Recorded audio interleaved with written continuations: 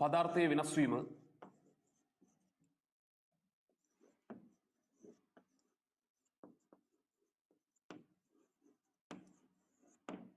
right මාතෘකාව පදාර්ථයේ වෙනස් වීම රසායන විද්‍යාවට අයත් වන 10 වසර පාඩමක් පුතේ බලන්න දැන් මේ වෙද්දී ඔයාලට අත්දැකීමක් ඇති පොඩි පන්ති වලදී ඉගෙන ගන්න තියෙන පුතේ පදාර්ථයක් කියන්නේ මොකද්ද කියන එක ගැන පදාර්ථයක් කියන්නේ මොන වගේ එකක්ද කියන අදහස ඔයාලට ඇහිලා ඇති පුතේ මේ විශ්වයේ තියෙන සියලුම දේවල් අපි ගොඩවල් දෙකකට දැම්මොත් එහෙම right වර්ගීකරණය කරන්න පුළුවන් පුතේ එකක් තමයි පදාර්ථය අනිත් එක ශක්තිය right විශ්වයේ තියෙන සියලුම දේවල් ටික මෙන්න මේ ගොඩවල් දෙකට අපිට දාන්න පුළුවන් පුතේ මේකදී ඔයාලා දන්නවා පදාර්ථය පිළිබඳ ගැඹුරින් හදාරන විද්‍යාව තමයි රසායන විද්‍යාව කියලා කියන්නේ කෙමිස්ට්‍රි කියලා කියන්නේ ශක්තිය පිළිබඳ ගැඹුරින් හදාරන විද්‍යාව තමයි භෞතික විද්‍යාව කියලා කියන්නේ ඒකයි මම කිව්වේ මේ පාඩමයි තියෙන්නේ රසායන විද්‍යාවට පුතේ එහෙනම් අපි මාතෘකාව ඉස්සලාම් තේරුම් ගමු පදාර්ථය කියන්නේ මොකක්ද කියලා මම එකපාරක් මතක් කරලා දෙන්නම් මේ බලන්න පුතේ පදාර්ථයක් කියන්න නම් මෙන්න මේ මූලික ලක්ෂණ තුන තියෙන්න ඕනි පදාර්ථයක් කියලා අපි හඳුන්වනවා නම් ඒ තමයි පුතේ අවකාශයේ ඉඩක් ගැනීම පළවෙනි එක තමයි අවකාශයේ ඉඩක් ගැනීම right දෙවෙනි ලක්ෂණය තමයි ස්කන්ධයක් තිබීම තුන්වෙනි එක පුතේ අංශු වලින් නිර්මාණය වී තිබීම මෙන්න මේ ලක්ෂණ තුන తీරන පුතේ අපි ඒකට කියනවා පදාර්ථයක් අවකාශයේ ඉඩක් ගැනීම ස්කන්ධයක් තිබීම සහ අංශු වලින් නිර්මාණය වී තිබීම මේ තියෙන පුතේ පදාර්ථයක තියෙන ලක්ෂණ ටික දැන් හිතන්න මේ හුණු කැටය කියන්නේ පදාර්ථයක් මේ හුණු කැටය පුතේ මේ වෙලාවේ මගේ මෙන්න මේ ඇඟිලි දෙක අතර මේ ඉඩ ප්‍රමාණය අරගෙන තියෙනවා right එතන මට මෙතනින් මේ හුණු කැටේ තියෙද්දි එතනින්ම තව හුණු කැටයක් තියන්න පුළුවන්ද බෑ හේතුව මෙයා මේ ඉඩ ටික අරගෙන තියෙනවා අන්න ඒව අයින් කරොත් එහෙම අපිට වෙන කෙනෙක් එතන තියන්න පුළුවන් right හිතනම් මම මේ හිටගෙන ඉන්න තැන මෙතනින් මේ විදිහටම ඇවිල්ලා වෙන කාටවත් හිට ගන්න පුළුවන්ද බෑ හේතුව මම මේ ඉඩ ප්‍රමාණය අරගෙන තියෙනවා පුතේ මේ ලෝකේ හැම පදාර්ථයක්ම අනිවාර්යයෙන්ම අවකාශයේ ඉඩක් ගන්නවා right ඊළඟ පුතේ හැම පදාර්ථයකටම ස්කන්ධයක් තියෙනවා සමහර ඒවාට විශාල ස්කන්ධ තියෙනවා සමහර ඒවාට කුඩා ස්කන්ධයක් තියෙනවා ඊළඟට හැම පදාර්ථයක්ම නිර්මාණය වෙලා තියෙන පුතේ අංශු වලින් right ඒතර මේක පිළිබඳව ඔයාලා අධ්‍යයනය කරලා තියෙනවා මේ අංශු මොනවද right පරමාණු කියන අංශු වර්ගය ඔයාලා අධ්‍යයනය කරලා තියෙනවා ඒකේ ඉලෙක්ට්‍රෝන ප්‍රෝටෝන නියුට්‍රෝන කියලා උපපරමාණු අංශු තියෙනවා මේ ගැන වෙනම අධ්‍යයනය කරලා තියෙනවා right පුතේ මෙන්න මෙතෙන්දී දැන් අපි බලන්න හදන්නේ පදාර්ථයේ සිදුවන වෙනස් වීම right පදාර්ථයේ සිදුවන වෙනස් වීම. විතර මම මේක නෝට් එකකට දෙන්නේ නැහැ මොකද මේ පොඩි පන්ති වල කතා කරන දේවල්. පදාර්ථයේ සිදුවන වෙනස් වීමක් කියන්නේ විපර්යාසයක්. right සරල අදහස කියන්නේ වෙනස් වීම එහෙම නැත්නම් විපර්යාසයක්. මේ බලන්න අපි ගත්තොත් එහෙම පුතේ අයිස් කැටයක් ගත්තොත් මේ අයිස් කැටයකට පුතේ තාපය සපයනකොට මේක ද්‍රව ජලය බවට පරිවර්තනය වෙනවා. right ඊළඟට අපි ගත්තොත් එහෙම පුතේ දර කෑල්ලක්. මේ දර කෑල්ලට තාපය සැපෙවුවොත් නැත්නම් දහනය කරොත් එහෙම පුතේ මේක අලු අඟුරු බවට පත් වෙනවා. right මේ තියෙන්නේ වෙනස් වීම. පදාර්ථයේ සිදුවන වෙනස් වීම. පුතේ සම්පූර්ණයෙන්ම මේ පදාර්ථයේ සිදුවන වෙනස් වීම සියල්ලම අපි අධ්‍යයනය කරත් එහෙම වෙනස් වීම ආකාර දෙකකට බෙදන්න පුළුවන් අපිට. right ඒ තමයි භෞතික වෙනස් වීම නැත්නම් භෞතික විපර්යාස සහ රසායනික විපර්යාස. භෞතික විපර්යාස සහ රසායනික විපර්යාස. පුතේ එහෙමනම් මේ පාඩමේ අරමුණ තමයි මෙන්න මේ පදාර්ථයේ සිදුවන භෞතික විපර්යාස සහ රසායනික විපර්යාස පිළිබඳව අධ්‍යයනය කරන එක. අපි එහෙමනම් ඉස්සලාම ලියාගමු නෝට් එක ලියා ගන්න. පදාර්ථයේ සිදුවන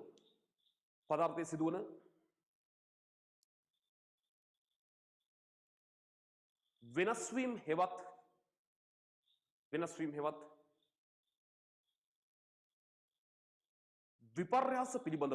විපර්යාස පිළිබඳව මෙහිදී අධ්‍යයනය කරනු ලබයි.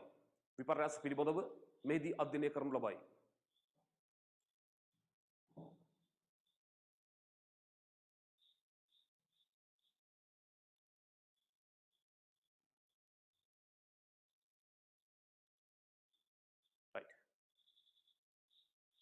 ලියගන්න පහලින් මෙම විපර්යාස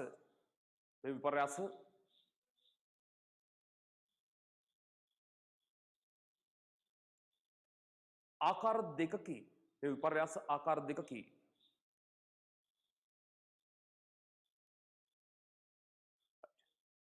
අපි ගන්න පළවෙනි එක භෞතික විපර්යාස physical change.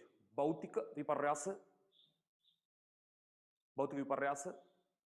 අංක 2 රසායනික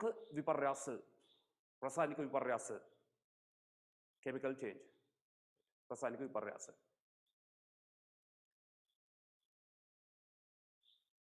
right.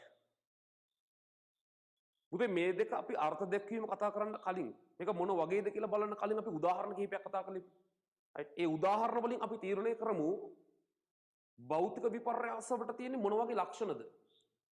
රසායනික විපර්යාස වලට තියෙන මොන වගේ ලක්ෂණද? කියන එක අපි උදාහරණ වලින් පොඩ්ඩක් කතා කරලා බලමු ඉස්සලාම. මේ බලන්න පුතේ. මම ගන්නවා ඉස්සලාම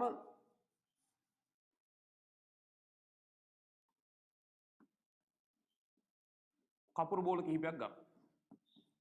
right. ඊළඟට මැග්නීසියම් පටියක් ගන්න. හොඳින් පිරිසිදු කරන ලද මැග්නීසියම් පටියක් ගන්න. තව අපි ගමු තනුක සල්ෆියුරික් අම්ලය ගන්නවා. තනුක සල්ෆියුරික් අම්ලය. right.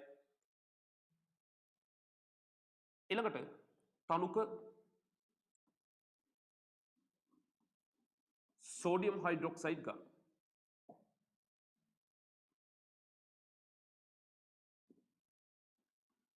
දැන් බලන්න පුතේ මෙන්න මේ කපුරු බෝල ටික අරගෙන මම ඉස්සල්ලාම කරන්නේ කපුරු බෝල ටික අරගෙන මෙයාව මේක කුඩු කරලා ගන්න පුළුවන් නැප්තලින් කියන්නේ අපි මෙයාව හැන්දකට දාලා right හැන්දකට දාලා රත් කරන අතරතුර පුතේ උඩින් තව හැන්දක් අල්ලනවා. right. දැන් අපි දන්නවා රත් කරද්දී අනිවාර්යෙන් වාෂ්ප වෙනවනේ පුතේ. right. කෙලින්ම මෙයා වාෂ්ප වීමේ හැකියාව තියෙනවා රත් කරද්දී ඝනය වාෂ්ප වෙන්න පුළුවන්. පුතේ ඊට පස්සේ අපිට පේනවා මේ උඩ හැන්දේ අර ගිහිලා වාෂ්පේ වදිනවා. right. පොඩ සිසිල් වුණාට පස්සේ අරන් බලනකොට පුතේ නැවත මේ උඩ හැන්දේ අර වාෂ්ප වුණ කපුරු ටික නැවත ඝනය බවට පත් වෙලා තියෙනවා මෙන්න මේ උඩ හැන්දේ වැදිලා. right. ඔන්න පළවෙනි ප්‍රැක්ටිකල් එක. එතන ඕකේ අදහස ඔලුවට ගන්න මොනවා වගේ දෙයක්ද එතන උනේ? ඝන කපුරු වාෂ්ප වුණා. ඒ වාෂ්පය නැවත ඝන වුණා. පුතේ ඊළඟට මම තව සරල ප්‍රැක්ටිකල් ටිකක් කරනවා. ඒ තමයි මැග්නීසියම් පටියක් දහනය කරනවා. දැන් ඔයාලා දන්නවා මැග්නීසියම් පටියක් දහනය කරද්දී ඇතිවන දැල්ල මොන පාටද කියලා. පුතේ අපි දන්නවා මොන පාටද? සුදු පාට දැල්ලක් ඇති වෙනවා. සුදු පාට දැල්ලක් ඇති වෙලා සුදු පාට කුඩක් ඇති වෙමින් මැග්නීසියම් දහනය වෙනවා. පුතේ ඊළඟට මම තව මැග්නීසියම් කැලලක් අරගෙන මම තනුක සල්ෆියුරික් අම්ලය අඩංගු බීකරයකට මේ මැග්නීසියම් පටිය දානවා. අන්න එතෙන්ද පුතේ අපිට බලා ගන්න පුළුවන් වෙනවා මොකද්ද? අපි දන්නවා ලෝහයක් සක්‍රියතා ශ්‍රේණිය හයිඩ්‍රජන් ඉහළින් තියෙන. මේ අපි ඉස්සරහට කතා කරමු. ප්‍රබල ලෝහයක් කියලා දැනට හිතා ගන්නකො. ප්‍රබල ලෝහයක් අපි දැම්මොත් එහෙනම් පුතේ අම්ලයකට හයිඩ්‍රජන් වායුව පිට වෙන්න ගන්නවා. right. ඊළඟට අපිට කරන්න පුළුවන් තව ප්‍රැක්ටිකල් තමයි තනුක සල්ෆියුරික් අම්ලය සහ තනුක සෝඩියම් හයිඩ්‍රොක්සයිඩ් මිශ්‍ර කරනවා. පුතේ මිශ්‍ර කරද්දී අපිට පේනවා මේ භාජනය රත් වෙන්න ගන්නවා. right. දැන් මෙන්න මේ ප්‍රැක්ටිකල් ටික දිහා බලපුවාම මේ බලන්න පුතේ පළවෙනි එක කපුරු බෝල මේ කපුරු අපි හිතමු කුඩු කියලා. මේවා වාෂ්ප වෙලා නැවත ඝනීභවණය වෙනවා. අහපව කපුරු හැදිලා. ඝන කපුරු ආපව හැදිලා. බලන්න පුතේ එතකොට මෙතෙන්දී නැවත එම රසායනික ද්‍රව්‍යම තමයි තියෙන්නේ. නැවත එම රසායනික ද්‍රව්‍යමයි තියෙන්නේ. රසායනික සංයුතය වෙනස් වෙලා නැහැ. අපි යොදාගත්ත කපුරු නැවත අපිට හම්බුනේ මොනවද? කපුරුමයි. අන්න බලන්න රසායනික සංයුතය වෙනසක් වෙලා නැහැ. නමුත් පුතේ රත් කරද්දී මෙයාගේ භෞතික අවස්ථාව විපර්යාසයක් වුණානේ. භෞතික වෙනසක් වුණා. ඝන වාෂ්ප වුණා. මේ වගේ වෙනසක් වුණා. පුතේ මෙතන කල්පනා කරලා බලන්න මැග්නීසියම් පටියක් දහනය කරපුවාම අපි යොදාගත්ත මැග්නීසියම් පටියද දහනය වුණාට පස්සේ තියෙන්නේ නෑ. මැග්නීසියම් ඔක්සයිඩ් කුඩු ටිකක් හැදෙන්නේ. සුදු පාට කුඩු ටිකක් හැදෙන්නේ. දැන් පුතේ අපිට පුළුවන්ද මැග්නීසියම් ඔක්සයිඩ් කුඩු ටික ආපහු මැග්නීසියම් කරන්න? අන්න බලන්න වෙනස. right? මේ උදාහරණ දෙකෙන් පුතේ ඔයාලට පැහැදිලි වෙනවා මේක භෞතික විපර්යාසයක්. මේක භෞතික විපර්යාසයක්. right? මෙන්න මේ මැග්නීසියම් පටිය දහනය කරා කියන්නේ පුතේ මොකද්ද? ඒක රසායනික විපර්යාසයක්. එතකොට මොනවද අපි ඒකේ ඉගෙන ගත්ත ලක්ෂණ මේ උදාහරණ දෙකෙන්? මේ බලන්න මෙයාගේ භෞතික අවස්ථාව විතරයි වෙනස් වුනේ රසායනික සංයුතිය වෙනස් වුනේ නැහැ. තව සරල උදාහරණයක් කියන්නම් උතෙන්ට. අපි වතුර ටිකක් ෆ්‍රිජ් එකට දාලා අයිස් බවට පත් කරනවා. right? සංයුතිය පුතේ H2O නේ. සංයුතිය H2O. ජලයේ සංයුතිය H2O. එතකොට ඔය අයිස් කැටේ අපි අහපව එළියට අරගෙන වීදුරුවකට දාලා දිය වෙන්න හරිනවා. right? දැන් අපිට හැදෙන අයිස් කැටේ දිය වුණාම හැදෙන ටික බොන්න බැයිද ආපහු? බොන්න පුළුවන් නේ පුතේ. ඒ කියන්නේ ඒක ආපහු ජලයම තමයි. H2Oම තමයි. කෙමිකල් රසායනික සංයුතිය අතර වෙනස් වෙලා නැහැ. භෞතික අවස්ථාව විතරයි වෙනස් වෙලා තියෙන්නේ. එහෙනම් මෙන්න භෞතික විපර්යාසයක් කියන එක රසායනික සංයුතිය වෙනස් නොවි භෞතික අවස්ථාව පමණක් වෙනස් වෙමින් සිදුවන විපර්යාස වලට අපි කියනවා භෞතික විපර්යාස. physical change. right? ඒක පාරක් කියනවා රසායනික සංයුතිය වෙනස් නොවි භෞතික අවස්ථාව පමණක් වෙනස් වෙමින් සිදුවන ප්‍රතික්‍රියා නැත්නම් විපර්යාස වලට අපි කියනවා භෞතික විපර්යාස. right? ඊළඟට මේක දිහා අපි තව දෙයක් බැලුවොත් පුතේ වචනයක් කියන්න පුළුවන් මේක ප්‍රතිවර්තී. ඒ කියන්නේ දෙපැත්තරම වෙන්න පුළුවන්. අයිස් වතුර කරන්නත් පුළුවන්, අය වතුර ටික ආපහු අයිස් කරන්නත් පුළුවන්. පුතේ භෞතික විපර්යාසය ප්‍රතිවර්තී. ඉටි ටිකක් ගැන හිතන්නකෝ. right? ඝන ඉටි ද්‍රව වෙනවා, ආපහු ද්‍රව ඉටි ඝන කරන්නත් පුළුවන්. එහෙනම් භෞතික විපර්යාස වල තියෙන වැදගත් ලක්ෂණයක් තමයි පුතේ ප්‍රතිවර්තී. right? නැවත මුල් තත්ත්වයට ගේන්න පුළුවන්. right? මොකද ඒක රසායනික විපර්යාසයක් කියන්නේ? රසායනික සංයුතිය වෙනස් වෙලා අලුත් දේවල් හැදෙනවා. right? අලුත් රසායනික ලක්ෂණ සහ අලුත් භෞතික ලක්ෂණ තියෙන නව සංඝටක හැදෙනවා නම් අන්න ඒකට අපි කියන පුතේ රසායනික විපර්යාසයක්. right? පවතින අපි යොදාගත්ත කෙනා පරිවර්තනය වුණාට පස්සේ යොදාගත්ත කෙනාගේ තියෙන භෞතික හා රසායනික ලක්ෂණ වලට වඩා වෙනස් භෞතික හා රසායනික ලක්ෂණ තියෙන සංඝටක නිර්මාණය වෙනවා නම් පුතේ අන්න ඒ වගේ විපර්යාස වලට අපි කියනවා කෙමිකල් චේන්ජ් එකක්. රසායනික විපර්යාසයක්. අපි එහෙනම් ලියා ගමු පළවෙනි එක භෞතික විපර්යාස. භෞතික විපර්යාස. ඒකට අපි ලියා ගමු රසායනික සංයුතිය වෙනස් නොවෙමින් රසායනික සංයුතිය වෙනස් නොවෙමින් රසායනික සංයුතිය වෙනස් නොවෙමින් භෞතික අවස්ථාව පමණක්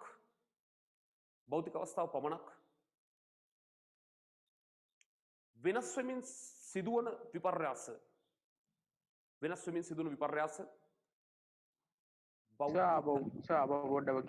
විපර්යාස ලෙස හඳුන්වයි. භෞතික විපර්යාස ලෙස හඳුන්වයි. right?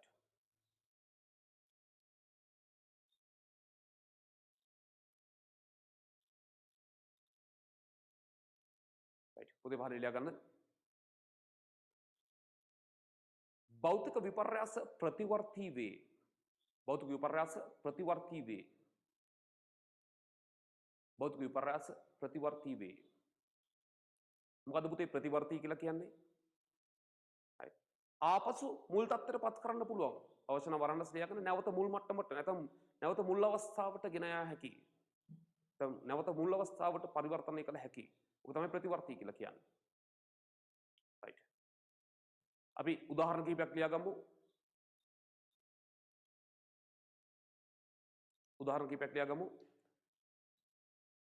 මෙන්න මේ විදිහට අපි ලියා ගමු පුතේ.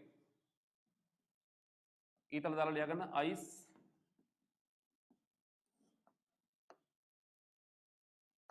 ද්‍රව ජලය. right. දැන් මේකේ අනිත් පැත්ත මෙතනම ලියා ගන්න බලන්න පාස ද්‍රව ජලය මොකක් කරනවද? ice බවට පත් වෙනවා. මේ දෙකම එතකොට භෞතික විපර්යාස. ඊළඟට ද්‍රව ජලය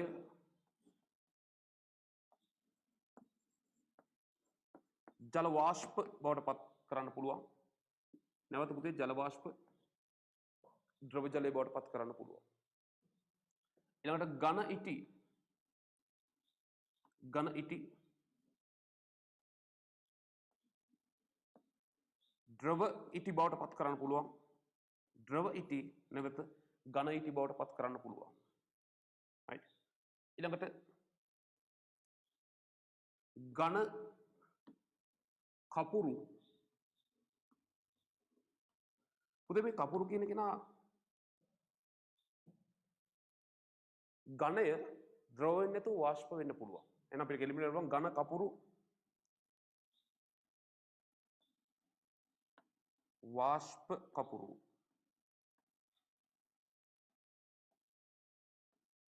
මේ වාෂ්ප කපුරු හපව ඝන බවට පත් කරන්නත් පුළුවන්.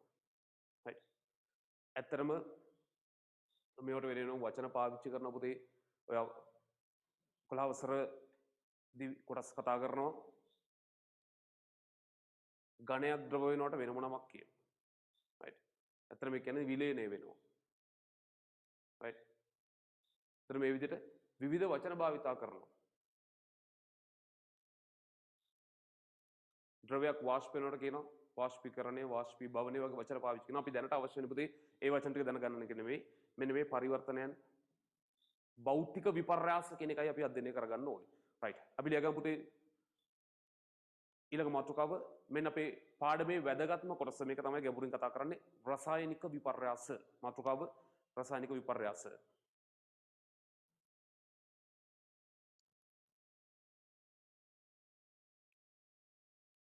රසායනික විපර්යාස. ඒක අර්ථය ලියා ගන්න.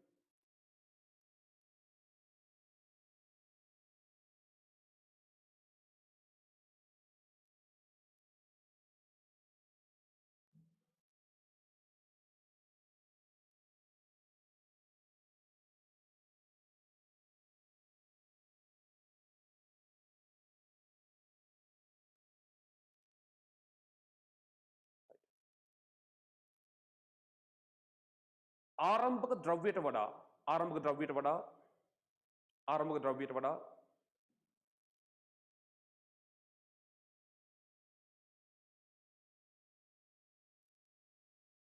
රසායනික සංයුතිය වෙනස්. ආරම්භක ද්‍රව්‍යයට වඩා රසායනික සංයුතිය වෙනස්.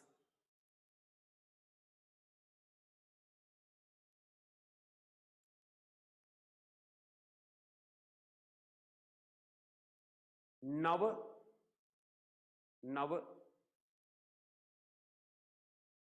රසායනික සහ භෞතික ලක්ෂණ සහිත නව රසායනික සහ භෞතික ලක්ෂණ සහිත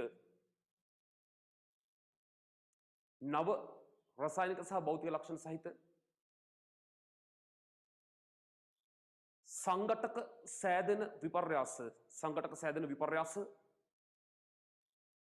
සංඝටක සෑදෙන විපර්යාස right. වචනය රසායනික විපර්යාසයක් ලෙස හඳුන්වයි. රසායනික විපර්යාසයක් ලෙස හඳුන්වයි.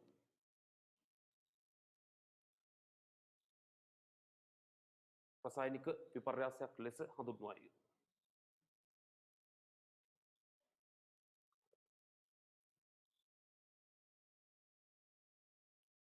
පුතේ මතක තියාගන්න රසායනික විපර්යාස බොහොමයක් සියල්ලම නෙමෙයි. බොහොමයක් අප්‍රතිවර්තී. ඒ කියන්නේ ආපසු මුල් තත්ත්වයට ගේන්න බෑ. දර කෑල්ලක් දහනය කරපුවාම පුතේ ඇති වෙන අලු ටිකයි අඟුරු ටිකයි අහපව අපිට දර කරන්න පුළුවන්ද? බෑ. බොහොමයක් රසායනික විපර්යාස අප්‍රතිවර්තී.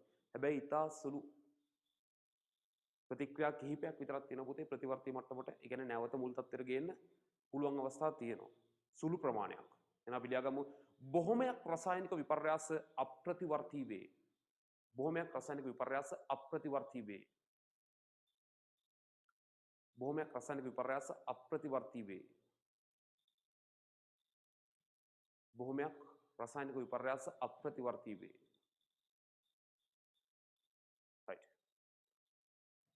උදාහරණ අපි ලියගමු උදාහරණ. පුතේ සාමාන්‍ය ජීවිතේ හැලෙ බලුවොත් එහෙම පළතුරක් ඉදෙනවා කියන්නේ කෙමිකල් චේන්ජ් එකක්. රසායනික විපර්යාසයක්. එහෙනම් පළතුරක් ඉදීම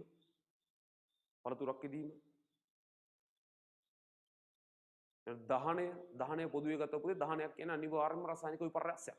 දහනය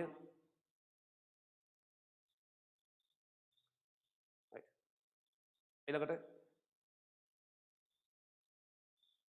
ප්‍රබල ලෝහ තනුක අම්ල සමග ප්‍රතික්‍රියාව ප්‍රබල ලෝහ තනුක අම්ල සමග ප්‍රතික්‍රියාව ප්‍රබල ලෝහ තනුක අම්ල සමග ප්‍රතික්‍රියාව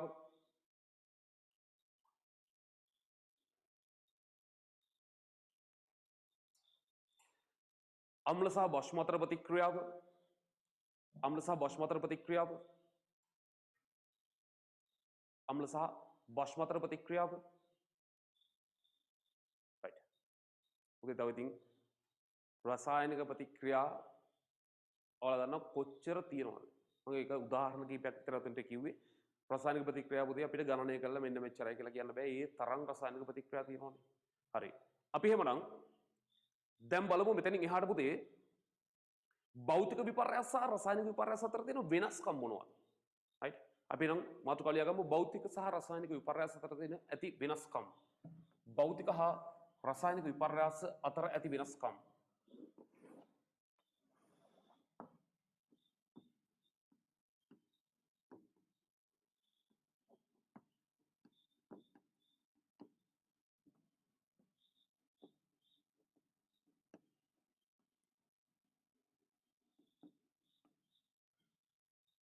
භෞතික විපර්යාස රසායනික විපර්යාස අතර ඇති වෙනස්කම්. පුතේ වගුවක් අපි දාගමු.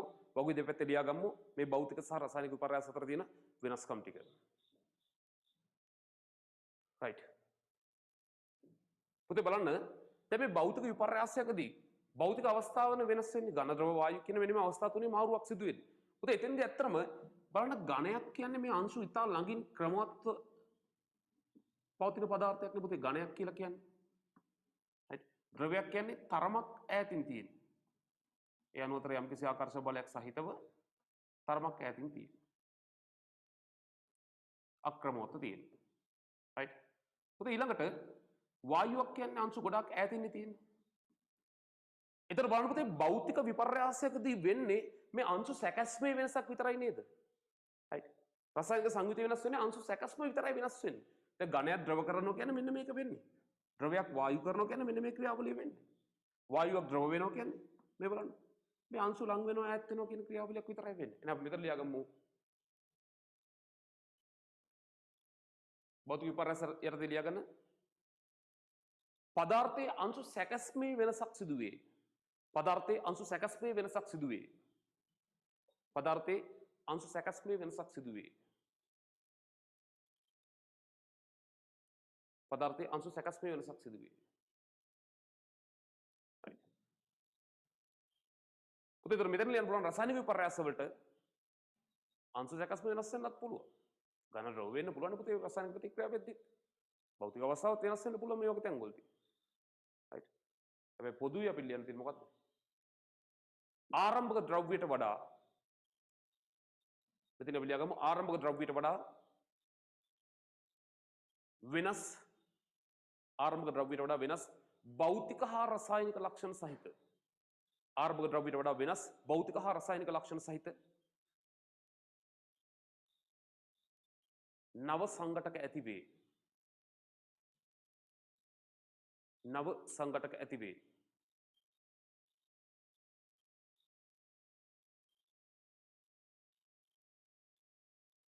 right.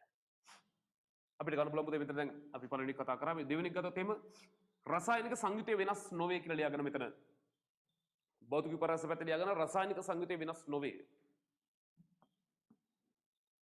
රසායනික සංයුතිය වෙනස් නොවේ. ඒතර මේ පැත්තේ ලියන්න පුළුවන් රසායනික සංයුතිය වෙනස් වේ. රසායනික සංයුතිය වෙනස් වේ. රසායනික සංයුතිය වෙනස් නොවේ මෙතන. මේ පැත්තේ රසායනික සංයුතිය වෙනස් වේ. ඊළඟට प्रतिवर्ती වේ. प्रतिवर्ती වේ. දැන් මේ පැත්තට යන්න පුළුවන්. බොහොමයක් අප්‍රතිවර්තී වේ.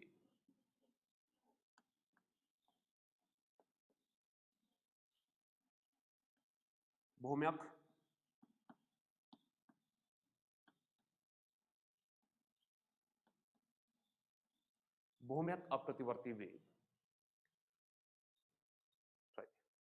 උතරේ වගුව අවසానයි. ඔතන පුතේ භෞතික සහ රසායනික විපර්යාස අතර තියෙන වෙනස්කම්.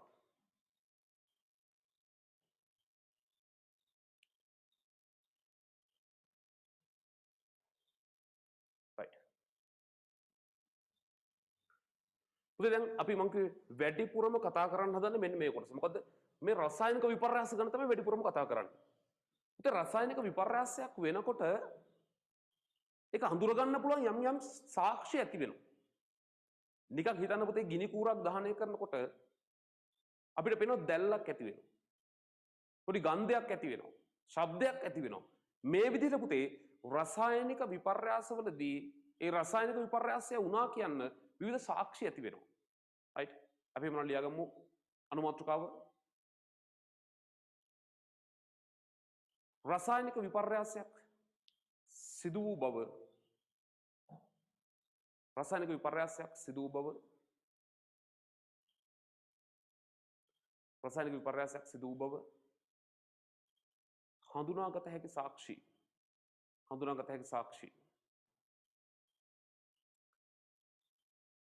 රසායනික විපර්යාසයක් සිදු වූ බව හඳුනාගත හැකි සාක්ෂි.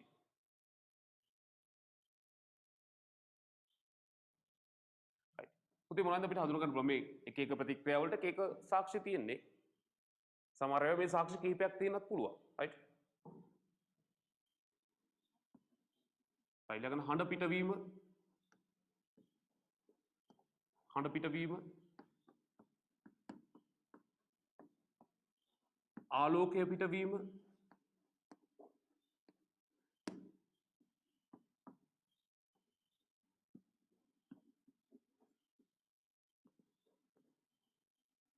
ගන්ධයක් ඇතිවීම. පුතේ ඇත්තටම ගන්ධයක් ඇති වෙන්නේ ගන්ධය දාලා යම්කිසි වායු වර්ගයක් නිෂ්පාදනය වෙන නිසා. ගන්ධයක් ඇතිවීම වායු බුබුලු පිටවීම. දැන් ජලය අපිට ජලය තුල වගේ ජල භාජනයක් වගේ දැනග ප්‍රතික්‍රියාව තිබුණේ වායු බුබුලු පිටවීම වෙන්න පුළුවන් ඇතම් රසායනික විපර්යාස වල. එහෙනම් වායු බුබුලු පිටවීම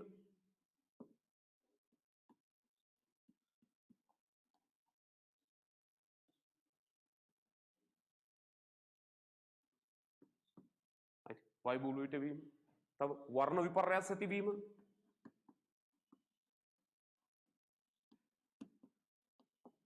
වර්ණ විපර්යාස ඇතිවීම අවක්ෂේප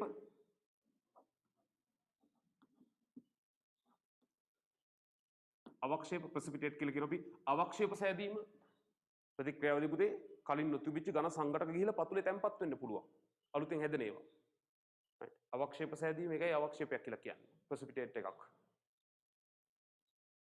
right? ඒතර මෙන්න වගේ දේවල් වලින් පුතේ අපිට රසායනික විපර්යාසයක් වුණා කියලා හඳුනා ගන්න පුළුවන්. සාක්ෂි ඇති වෙනවා. right? මම හිතන්නේ මම පොඩි පන්ති වලදී කතා කරලා ඇති මේ පොඩි කාරණා. පුතේ ඊට අමතරව මම දැන් තව පොඩි අමතර කාරණයක් කියන්නම්. රසායනික විපර්යාස පුතේ සමහර ඒවා සෙමින් සිදුවෙන්නේ. සමහර ඒවා වේගෙන් සිදුවෙන්නේ. එහෙම වර්ගීකරණය කරන්නත් පුළුවන් මේ සරල වර්ගීකරණයන් වලට ගියොත්. රසායනික විපර්යාස කියන එක. සෙමින් සිදුවෙනවා තියෙනවා වේගෙන් සිදුවෙනවා තියෙනවා. දැන් යකඩයක් මල බැඳීම කියන්නේ පුතේ සෙමින් සිදුවන රසායනික විපර්යාසයක්. නමුත් ගිනි කුරක් දහනය කියන්නේ වේගෙන් සිදුවන රසායනික විපර්යාසයක්. පළතුරක් ඉදෙනවා කියලා කියන්නේ පුතේ සෙමින් සිදුවන රසායනික විපර්යාසයක්. right? මේ විදිහට අපිට වර්ගීකරණය කරන්න පුළුවන්. දැන් අම්ලයක් සමග ලෝහයක් ප්‍රතික්‍රියා කරනවා කියන පුතේ වේගෙන් සිදුවන රසායනික විපර්යාසයක්. මෙන්න මේ විදිහට අපිට අවශ්‍ය නම් සරලව වර්ගීකරණය කරන්න පුළුවන්. නමුත් අපි 10 වසරේදී පුතේ තව පොඩ්ඩක් ගැඹුරට ගිහිල්ලා මෙන්න මේ රසායනික විපර්යාස වර්ගීකරණය කරන්න හදන්න. අර සෙමෙන් වේගින් කියන ඒවා පොඩි පන්ති වල කතා කරපුවා. එතනින් එහාට ගිහිල්ලා සිදුවන රසායනික විපර්යාස අපි අධ්‍යයනය කරලා රසායනික විපර්යාස අපි ආකාර කිහිපයකට බෙදන්න හදන්න. right? අපි මොනවා ලියාගමු අනුමාත්‍රකාව රසායනික විපර්යාස වර්ගීකරණය. රසායනික විපර්යාස වර්ගීකරණය.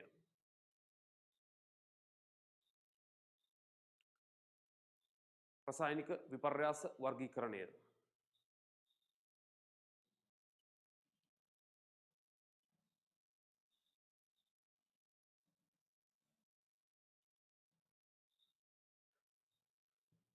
මම ඉස්සලාම් පුතේ රසායනික විපර්යාස 4ක් ලියන බෝඩ් එකේ. right මේ බෝඩ් එකේ ලියද්දි ඔයාලා බලන්න මේ ලියන ප්‍රතික්‍රියා 4 පුතේ එකිනෙකට වෙනස් 4ක් මම ලියන්නේ. right මෙන්න පළවෙනි එක ලියනවා කාබන් ඔක්සිජන් සමග ප්‍රතික්‍රියා කරලා කාබන් ඩයොක්සයිඩ් හැදෙනවා. කැල්සියම් කාබනේට් රත් කිරීමේදී වියෝජනය වෙලා කැල්සියම් ඔක්සයිඩ් සහ කාබන් ඩයොක්සයිඩ් හැදෙනවා. තනුක හයිඩ්‍රොක්ලෝරික් අම්ලෙට සිංක් ලෝහය දාපුවාම සිංක් ක්ලෝරයිඩ් සහ හයිඩ්‍රජන් වායුව හැදෙනවා.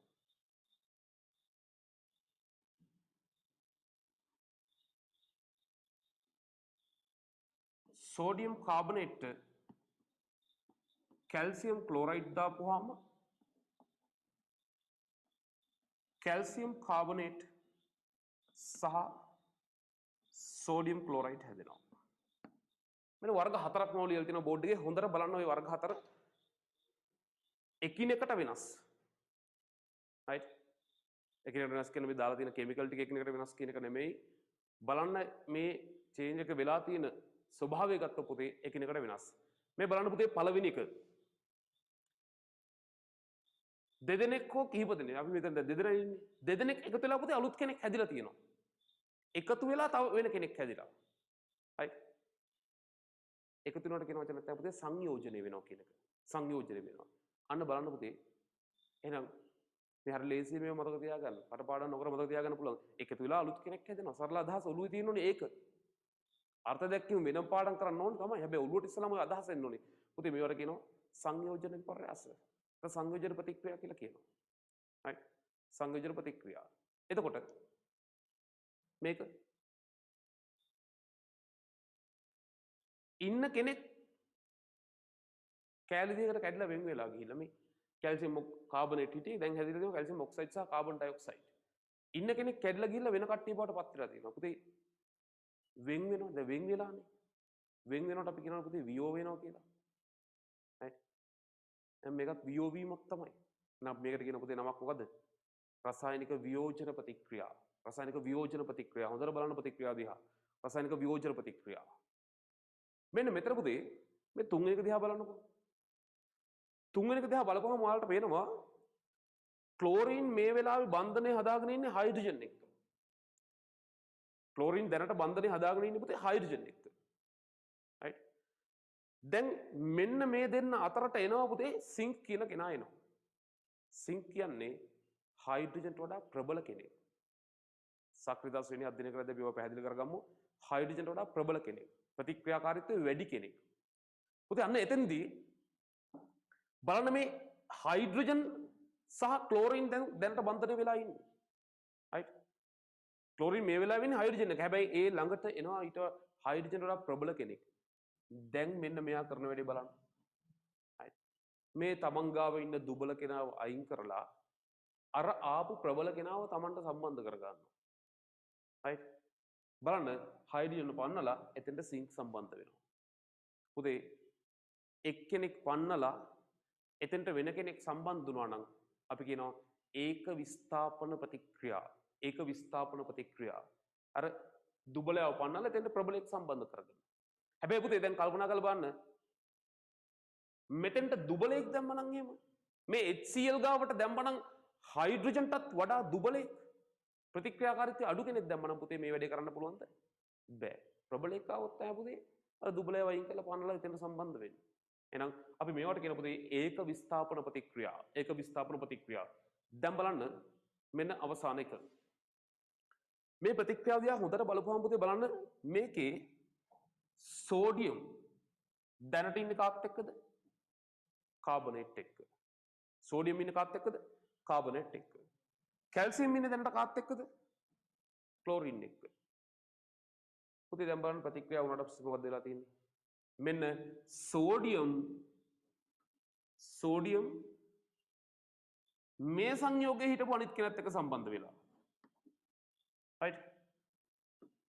සෝඩියම් සම්බන්ධ වෙලා අර කැල්සියම් එක්ක හිටපු කොටසත් එක්ක. කැල්සියම් සම්බන්ධ වෙලා පුතේ සෝඩියම් එක්ක හිටපු ඉතුරු කොටසත් එක්ක සම්බන්ධ වෙලා. මේ බලන්න වෙලා තියෙන්නේ මෙන්න කැල්සියම් සම්බන්ධ වුණා මේ සෝඩියම් සමග හිටපු ඉතුරු කොටසත් එක්ක කැල්සියම් කාබනේට් වුණා. සෝඩියම් සම්බන්ධ වුණා පුතේ කැල්සියම් සමග හිටපු කොටසත් එක්ක සම්බන්ධන වෙලා හිටපු කොටසත් එක්ක. අන්න එතන සෝඩියම් ක්ලෝරයිඩ් වුණා. පුතේ කොටස් දෙකම මාරු කරගත්තා නේද? අපි මේවට කියන පුතේ ද්විත්ව විස්ථාපන ප්‍රතික්‍රියා. මෙන්න මේ ටික තමයි තියෙන්නේ. right? වචනට එහා ගිහිල්ලා තේරුම් ගන්න ප්‍රතික්‍රියාව දැක්කහම එකපාරක් වචන ටික කියනවා සංයෝජන, රසායනික සංයෝජන, රසායනික වියෝජන, රසායනික ඒක විස්ථාපන ප්‍රතික්‍රියා, රසායනික ද්විත්ව විස්ථාපන ප්‍රතික්‍රියා. හරි. පුතේ ඒතර මේ ටික කතා කරන්න කලින් මම තව එක වචනයක් දෙන්නම්. ඒ තමයි ප්‍රතික්‍රියාවට දායක වෙන කට්ටියට අපි කියනවා ප්‍රතික්‍රියක. ප්‍රතික්‍රියාව සෑදෙන කට්ටියට අපි කියනවා ඵල කියලා කියනවා. right. අපි එවනම් මේ කරුණත් ලියාගෙන ප්‍රතික්‍රියා වර්ගීකරණය කතා කරමු. ලියාගෙන රසායනික ප්‍රතික්‍රියාවකදී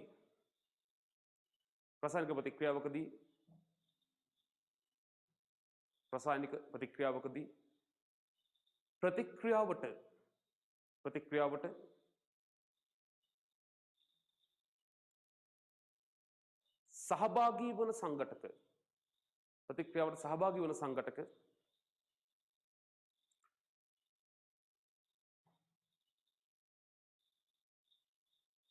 ප්‍රතික්‍රියක ලෙසත්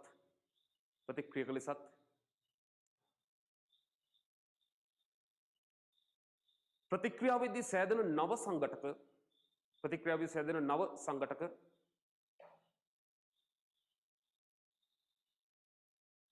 ඵල ලෙසත් හඳුන්වයි. right. පුතේ මෙන්න මේ උඩ එක විතරක් ලියා ගන්න. ප්‍රතික්‍රියක පරිවර්තනය වෙන මොනවා බවටද? ඵල බවට. right. අපි පහලින් වෙනම මේ විදිහට ලියා ගමු. ප්‍රතික්‍රියක ඵල බවට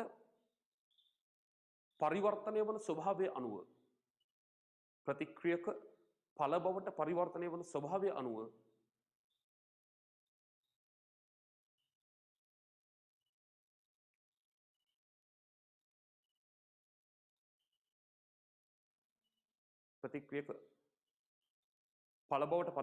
ස්වභාවය අනුව රසායනික ප්‍රතික්‍රියා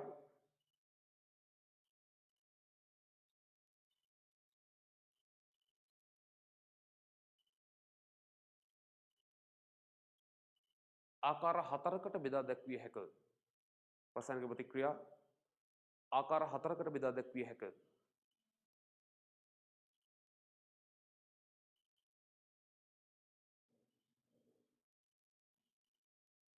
ආකාර හතරකට බෙදා දැක්විය හැක.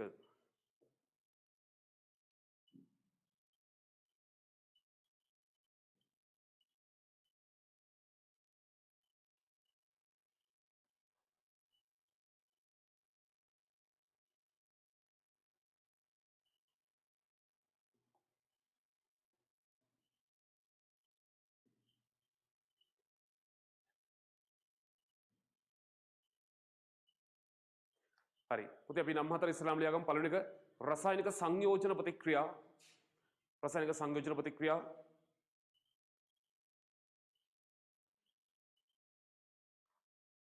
අංක 2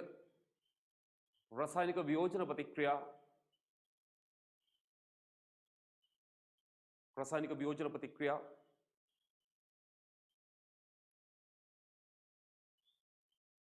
තුන්වෙනි එක රසායනික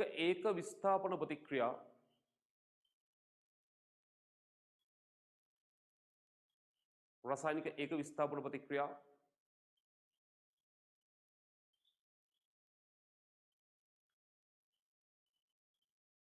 අවසාන එක රසායනික ද්විත්ව විස්ථාපන ප්‍රතික්‍රියා. රසායනික ද්විත්ව විස්ථාපන ප්‍රතික්‍රියා. රසායනික ද්විත්ව විස්ථාපන ප්‍රතික්‍රියා.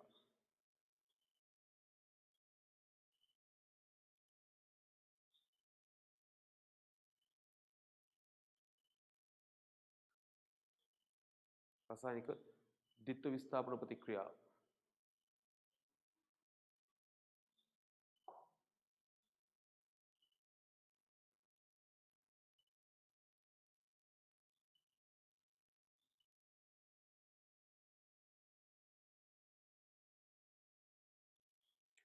රයිට් පුතේ. එහෙනම් අපි ගමු පළවෙනි එක මාතෘකාව ලියගෙන රසායනික සංයෝජන ප්‍රතික්‍රියා. රසායනික සංයෝජන ප්‍රතික්‍රියා.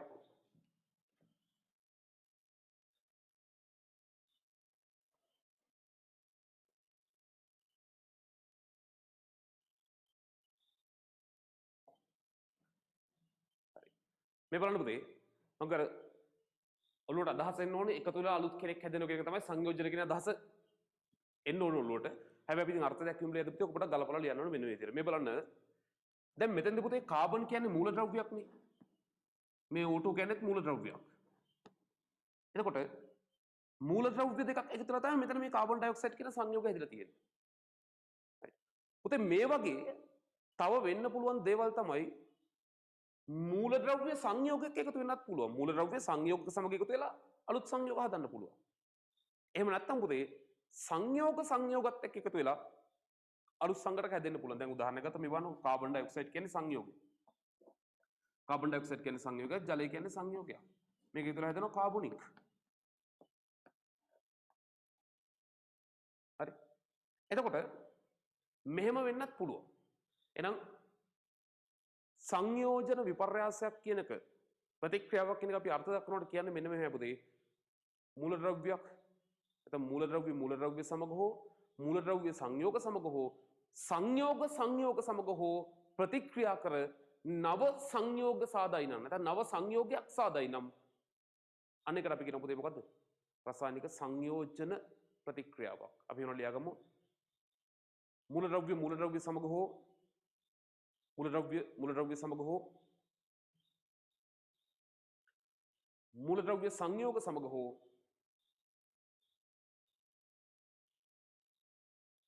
මූලද්‍රව්‍ය සංයෝග සමග හෝ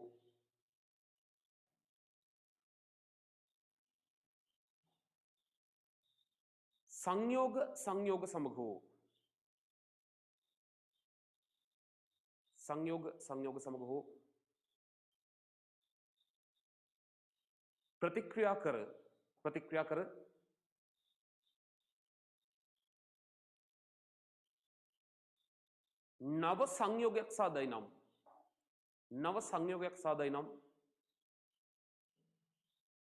නව සංයෝගයක් සාදයි නම් එවැනි ප්‍රතික්‍රියා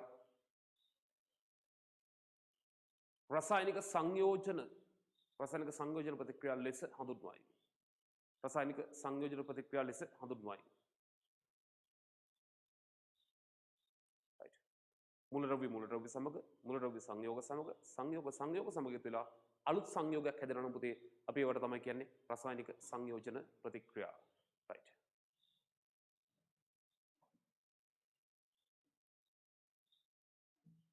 සරලව දැක්කොත් එහෙනම් පුතේ මෙන්න මේවන් A B එක්ක එකතු වෙලා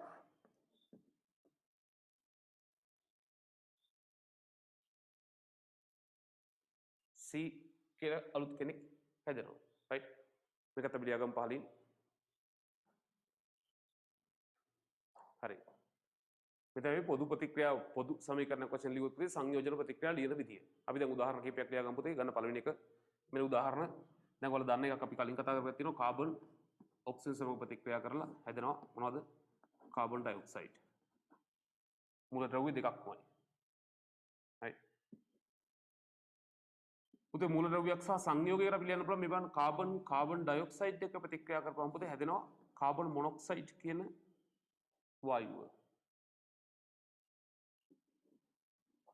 කැල්සියම් ඔක්සයිඩ් අලුහුණු ජලයත් එක්ක ප්‍රතික්‍රියා කරපුවාම අන්න සංයෝග දෙකක් හැදෙන පුතේ කැල්සියම් හයිඩ්‍රොක්සයිඩ් අපේ දිය ගැසූ හුණු කියලා කියන්නේ හුණු දියර කියලා කියන්නේ කැල්සියම් හයිඩ්‍රොක්සයිඩ් right එතන මම උදාහරණ තුන දුන්නේ අර වර්ග තුනට ගැලපෙන විදිහට මූලද්‍රව්‍ය සමග මූලද්‍රව්‍ය සංයෝග සමග සංයෝග සමග කියන අවස්ථා තුනටම ගැලපෙනවා තමයි උදාහරණ දුන්නේ. තව ඕනි තරම් තියෙනවා ප්‍රතික්‍රියා මේ වගේ දැක්කහම අඳුර ගන්න හැකියාව තියෙන්න ඕන. එකතු වෙලා අලුත් කෙනෙක් හැදිලාද කියන එක විතරයි පුතේ බලන්න තියෙන්නේ. right උදාහරණ තුනම ලියා ගන්න.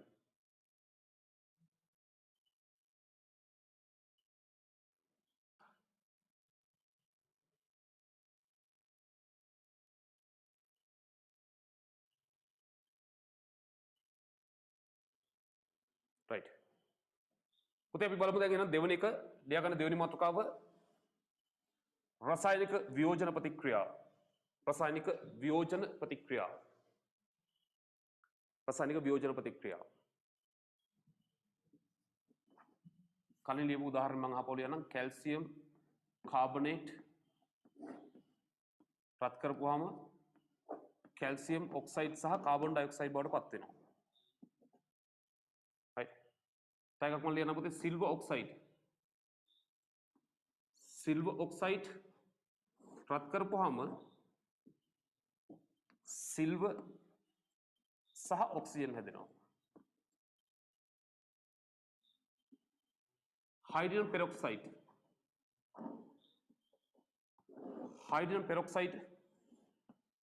रत किरीमेदी जलय सह ऑक्सीजन හැදෙනවා. ජලය සහ ඔක්සිජන් හැදෙනවා. මෙන්න මේ තුන දිහා බලලා අපිට අර්ථ දක්වන්න පුළුවන් පුතේ වියෝජන ප්‍රතික්‍රියාවක් දන්න සරල අදහස මම අර කලින් කිව්වා වගේ පාඩම් කරද්දී එන්න ඕන ඔළුවට මේ කැඩෙනවා කියන එක තමයි කියන්නේ. කෙනෙක් කැඩලා වෙන වෙන දේවල් හැදෙනවා. ඔය තමයි වියෝජනයක් කියලා කියන්නේ. හැබැයි අපි අර්ථ දැක්වීමට ඇද්ද පුතේ ඔය සියල්ල අන්තර්ගත කරලා අර්ථ දැක්වීම ලියන්න ඕනේ. මේ බලන්න.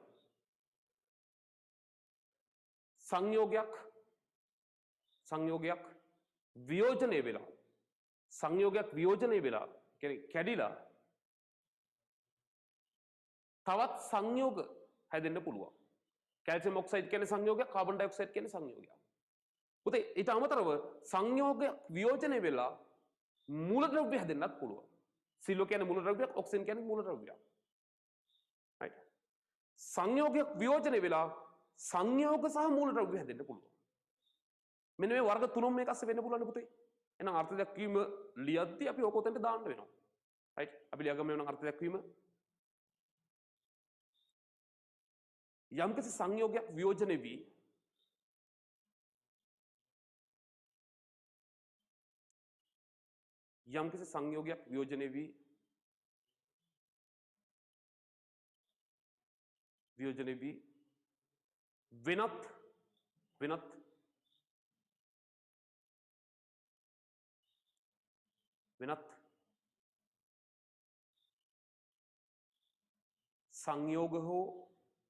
වෙනත් සංයෝග හෝ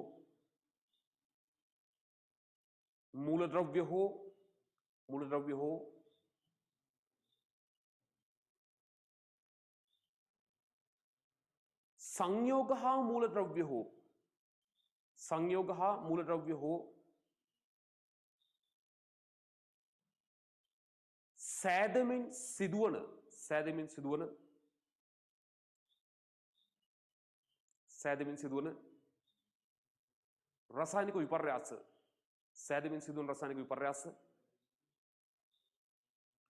සෑදමින් සිදුවන රසායනික විපර්යාස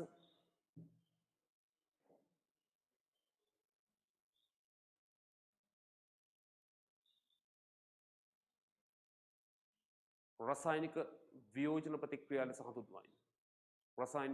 වියෝජන ප්‍රතික්‍රියා ලෙස හඳුන්වයි. රසායනික වියෝජන ප්‍රතික්‍රියා ලෙස හඳුන්වයි. right පුතේ අපි දාගමු උදාහරණ තව ඕනි තරම් දේවල් තියෙනවා මම අර කිව්වේ.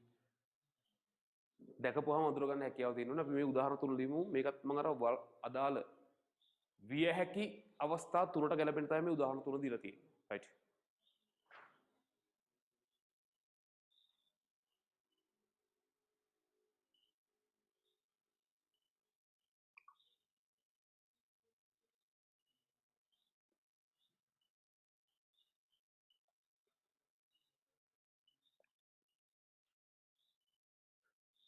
राइट पुතේ අපි ලියගමු තුන්වෙනි එක रासायनिक एक विस्थापन प्रतिक्रिया रासायनिक एक विस्थापन प्रतिक्रिया रासायनिक एक विस्थापन प्रतिक्रिया रासायनिक एक विस्थापन प्रतिक्रिया हरी ඉතින් අර උදාහරණ මම ආපහු ගන්නම් HCl ට සිංක් දාපුවාම සිංක් ක්ලෝරින් එක්ක සම්බන්ධ වෙලා හයිඩ්‍රජන් අයින් කරනවා. right එහෙනම් පුතේ කොහොමද මේක ලියන්නේ? යම්කිසි මූලද්‍රව්‍යයක් විසින් right සංයෝගයක ඇති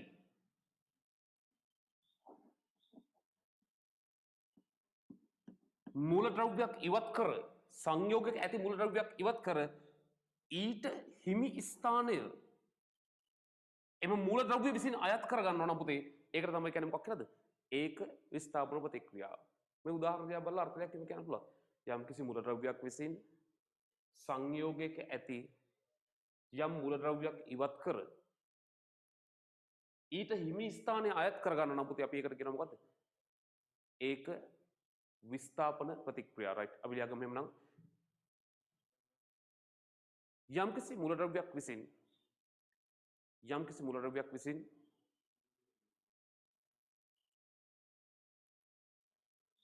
සංයෝගයක ඇති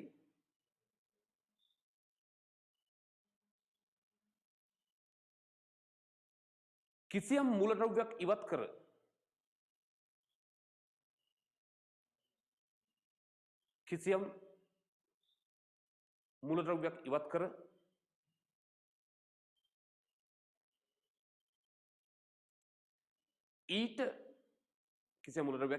ඊට හිමි ස්ථානය අයත්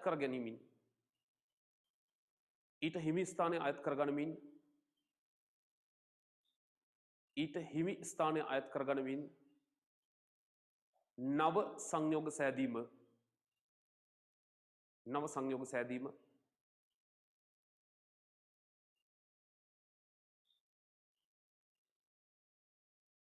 නව සංයෝග සෑදීම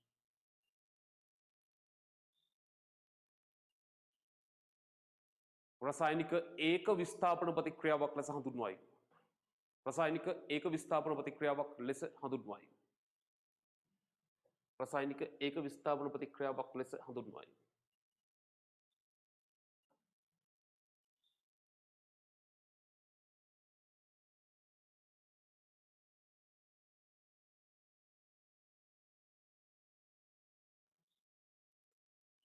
right අපුතේ ප්‍රශ්නයක් කියලා දෙනවා ඊතලට යටින් දාලා තියෙන ත්‍රිකෝණේ රත් කිරීම කියන අදහස තියෙන පුතේ ඒක උඩින් දාන්නත් පුළුවන් යටින් දාන්නත් පුළුවන් රත් කිරීම කියන අදහස තමයි ඊතලෙන් පෙන්නන්නේ sorry ඊතලට යටින් දාන ත්‍රිකෝණයෙන් පෙන්නන්නේ right හරි අපි උදාහරණ ලියගමු පුතේ මෙන්න පළවෙනි එක දැන් මේක සමීකරණ තුලිත කිරීම අපි ඉස්සරහ පාඩම් වල කතා කරනවා දැන්ට අපි ඉලක්කන ටික දාගමු මේ විදිහට right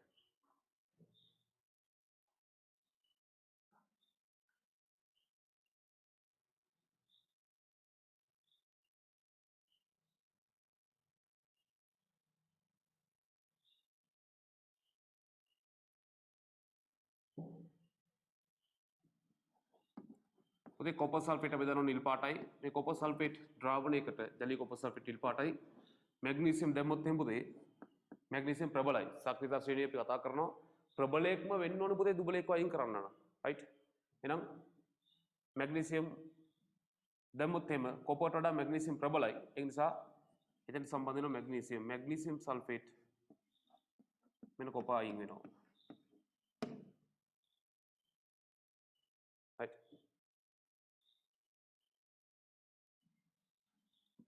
උදිලන්න පොටෑසියම් බ්‍රොමයිඩ් KBr පොටෑසියම් බ්‍රොමයිඩ් වලට ක්ලෝරින් දැම්මොත් එහෙම මෙතන බලන්න දැන් කලින් හැම එකේම අයින් වුනේ මේ ඉස්සරහා තියෙන කොටසනේ මෙතන පුතේ ක්ලෝරින්ට බෑ පොටෑසියම්ට ඇටැක් කරන්න right හැබැයි ක්ලෝරින්ට පුළුවන් පුතේ බ්‍රෝමීන්ට ඇටැක් කරන්න මොකද බ්‍රෝමීන්ට වඩා ප්‍රබල කෙනෙක් තමයි අලෝහ පැත්තෙන් ගත්තොත් එහෙනම් බ්‍රෝමීන්ට වඩා ප්‍රබල කෙනෙක් තමයි කවුද ක්ලෝරින් කියලා කියන්නේ ඔය 7 වෙනි කාණ්ඩයේ තියෙනවා ෆ්ලුෝරින් ක්ලෝරින් බ්‍රෝමීන්, අයඩීන්, ඇස්ට්‍රටීන් ඔය ටික තියෙනවා පුතේ 7 වෙනි කාණ්ඩේ. ඒකෙන් ප්‍රබලම ෆ්ලුෝරින්, ඊළඟට ක්ලෝරින්, ඊළඟට බ්‍රෝමීන්, ඊළඟට අයඩීන් ඔය විදිහට තියෙනවා. එහෙනම් මෙන්න ක්ලෝරින් පහර දෙනවා මෙතෙන්ට. දැන් බලන්න වෙන දේ. පොටෑසියම් ක්ලෝරයිඩ් හැදෙනවා. බ්‍රෝමීන් අයින් වෙනවා. බ්‍රෝමීන් පුතේ අර ක්ලෝරින් වගේම ද්වි අණුක විදිහට තමයි යන්නේ. ද්වි පරමාණු අණු වශයෙන්.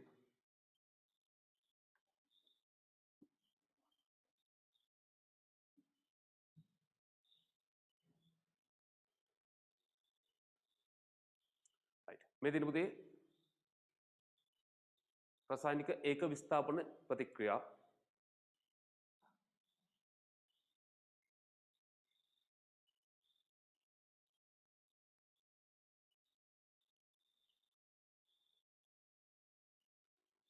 right.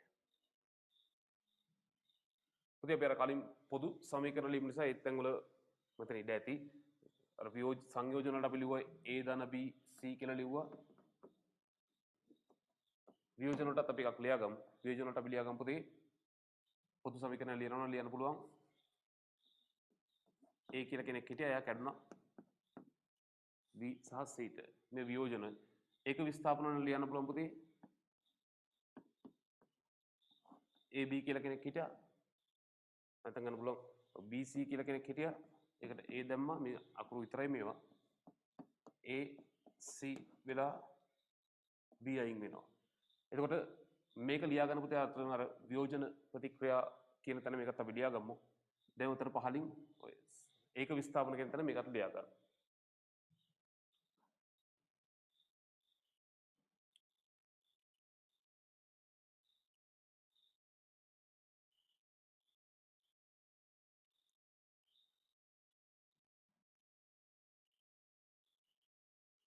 right. පුතේ අවසානක අපි හිතන ගන්නු ප්‍රතික්‍රියා වර්ගීකරණයේ අවසානක ද්විත්ව විස්ථාපන ප්‍රතික්‍රියා. ද්විත්ව විස්ථාපන ප්‍රතික්‍රියා. ද්විත්ව විස්ථාපන ප්‍රතික්‍රියා අර කලින් ගත්ත උදාහරණය හපවල යනවා සෝඩියම් කාබනේට් කැල්සියම් ක්ලෝරයිඩ් දැම්මොත් කැල්සියම් කාබනේට් වෙනවා සෝඩියම් ක්ලෝරයිඩ් වෙනවා. right. පුතේ කොහොමද අපි අර්ථ දැක්වීම කියන්නේ මෙතනදී? ඒක තමයි වැදගත් වෙන්නේ හදාගන්න දැන්. අදහස වලට එන්න ඕන පුතේ කොටස් දෙක හුවමාරු කරගන්නවා කියන එක ඔළුවට එන්න ඕන වචනේ අහෙනකොට. නමුත් අර්ථ දැක්වීම ලියද්දී අපිට එහෙම ලියන්න බෑනේ. අන්න ඒක ගලපලා හදාගන්න ඕන. මේ බලන්න යම්කිසි සංයෝගයක ඇති මූලද්‍රව්‍යයක් හෝ අයන කණ්ඩකයක් අපි මෙවට කියනවා දැන් මේ කාබනේට් කියන්නේ අයන කණ්ඩකයක්නේ. right. මූලද්‍රව්‍යයක් හෝ අයන කණ්ඩකයක් වෙනත් සංයෝගයක ඇති මූලද්‍රව්‍යයක් හෝ අයන කණ්ඩකයක් සමග මේක නැතරම තියෙන මූලද්‍රව්‍ය දෙකක්. right. වෙනත් සංයෝගයක ඇති මූලද්‍රව්‍යයක් හෝ අයන කණ්ඩකයක් සමග හුවමාරු වී සම්බන්ධ වීම. ආයක පාරක් කියනවා යම්කිසි සංයෝගයක ඇති මූලද්‍රව්‍යයක් හෝ අයන කණ්ඩකයක් වෙනත් සංයෝගයක ඇති මූලද්‍රව්‍යයක් හෝ අයන කණ්ඩකයක් සමග හුවමාරු වී සම්බන්ධ වීම. අපි කියන පුතේ රසායනික ද්විත්ව විස්ථාපන ප්‍රතික්‍රියා. අපි එහෙම ලියාගමු. යම්කිසි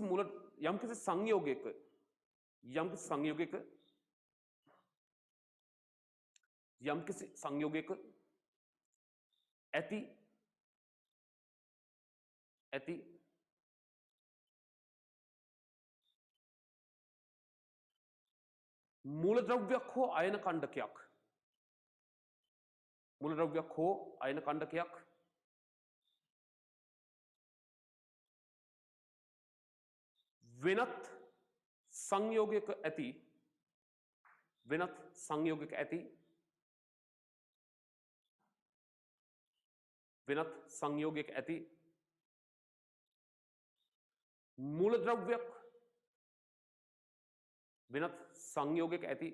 මූලද්‍රව්‍යයක් හෝ අයන කණ්ඩකයක් වෙනත් සංයෝගයක ඇති මූලද්‍රව්‍යයක් හෝ අයන කණ්ඩකයක් සමග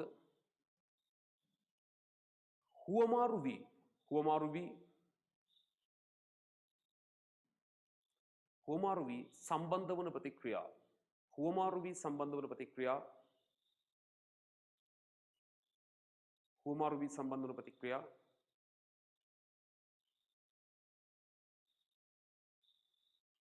ද්විත්ව විස්ථාපන ප්‍රතික්‍රියා ලෙස හඳුන්වයි. ද්විත්ව විස්ථාපන ප්‍රතික්‍රියා ලෙස හඳුන්වයි.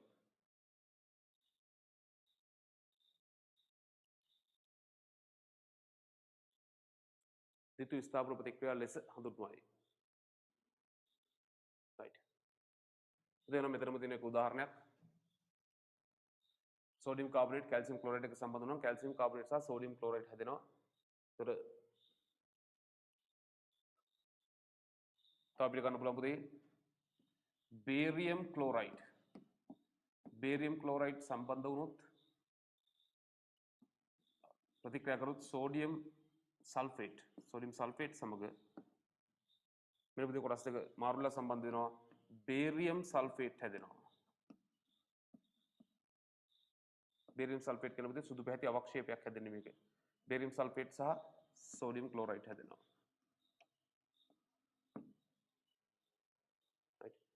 ඒකත් ලියාගන්න උදාහරණය.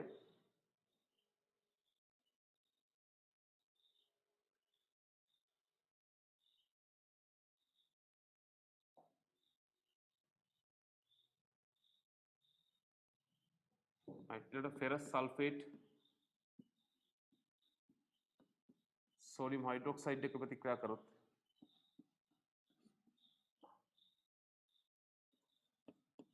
ෆෙරස් හයිඩ්‍රොක්සයිඩ් නැත්නම් අයන් හයිඩ්‍රොක්සයිඩ් කියලා කියන්නත් පුළුවන්. සහ සෝඩියම් සල්ෆේට් හැදෙනවා.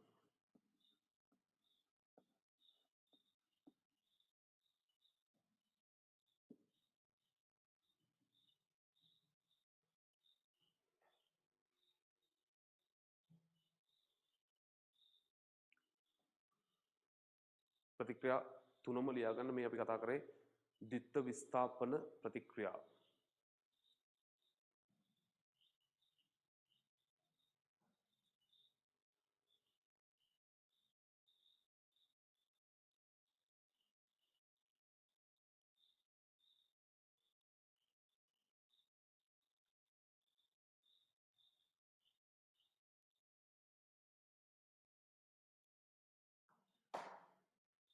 පුතේ මේ අවසාන එක අයන් සල්ෆේට් කියන බලන්න. අයන් සල්ෆේට් Fe තියෙන මේ අයන් සල්ෆේට් සෝඩියම් හයිඩ්‍රොක්සයිඩ් ඊළඟට අයන් හයිඩ්‍රොක්සයිඩ් සෝඩියම් සල්ෆේට් පොදු ප්‍රතික්‍රියාවක් වශයෙන් ගත්තොත් එහෙම අපි ලියන්න පුළුවන් පුතේ AB එක්ක හිටියා CD එක්ක හිටියා. මෙන්න කොටස් දෙක මාරුලා සම්බන්ධ වෙනවා. AD එක්ක සම්බන්ධ වෙලා C සම්බන්ධ වෙනවා පුතේ B එක්ක. මෙන්න පොදු ප්‍රතික්‍රියාවක් වශයෙන් ලියුවොත් එහෙම මෙන්න මෙහෙම ලියන්න පුළුවන්.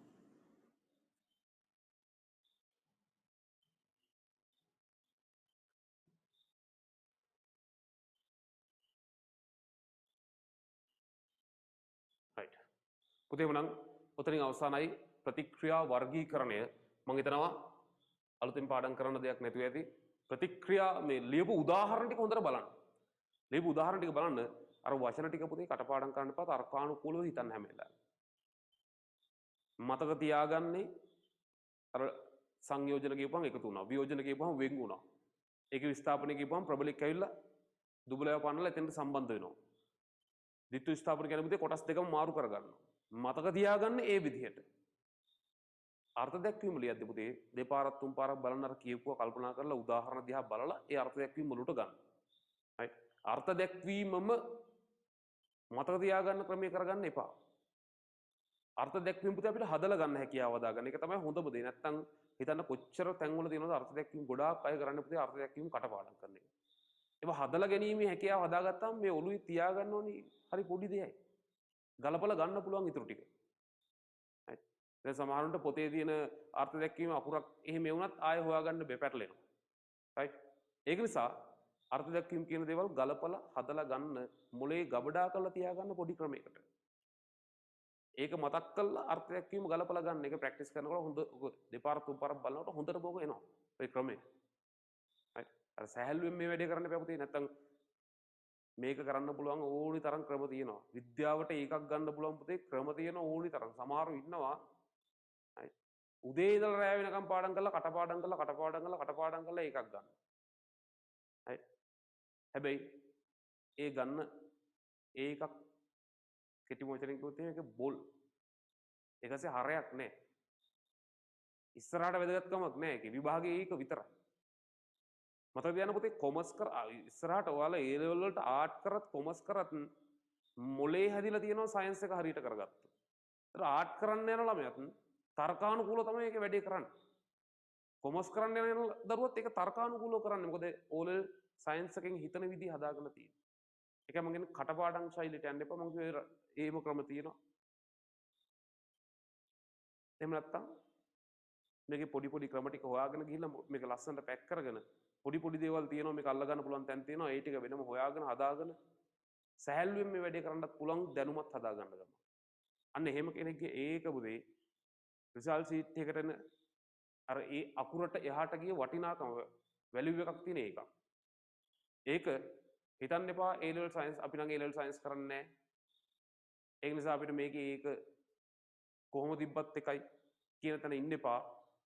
පිරිපුන් ඒකක් හදාගත්තොත් පුතේ right හොඳ දැනුමක් එක හදාගත්තොත් ඒ තර්කානුකූල හැකියාව හදාගත්තොත් මතක තියාගන්න ආර්ට් කරන්න ගියත් එයාලා ඉස්සරහට යනවා right අපි එහෙමනම් ප්‍රතික්‍රියා වර්ගීකරණය අවසానයි පුතේ අපි මෙතන ඉහළ කතා කරනවා රසායනික සමීකරණ තුලිත කිරීම කියන කොටස. ඇයි සමීකරණයක් තුලිත කරන්නේ? මොකක්ද ඒකට හේතුව? තුලිත කරන්නේ කොහොමද? ඒකට තියෙන කෙටි ක්‍රම මොනවද? සාම්ප්‍රදායික ක්‍රම වලින් එළියට ගිහලා කොහොමද අපි මේක මේ ක්‍රමවේදී අල්ලගන්නේ? මෙන්න මේ ටික පුතේ අපි කතා කරන්න හදන්නේ මාතෘකාව ලියාගමු. රසායනික සමීකරණ තුලිත කිරීම. රසායනික සමීකරණ තුලිත කිරීම.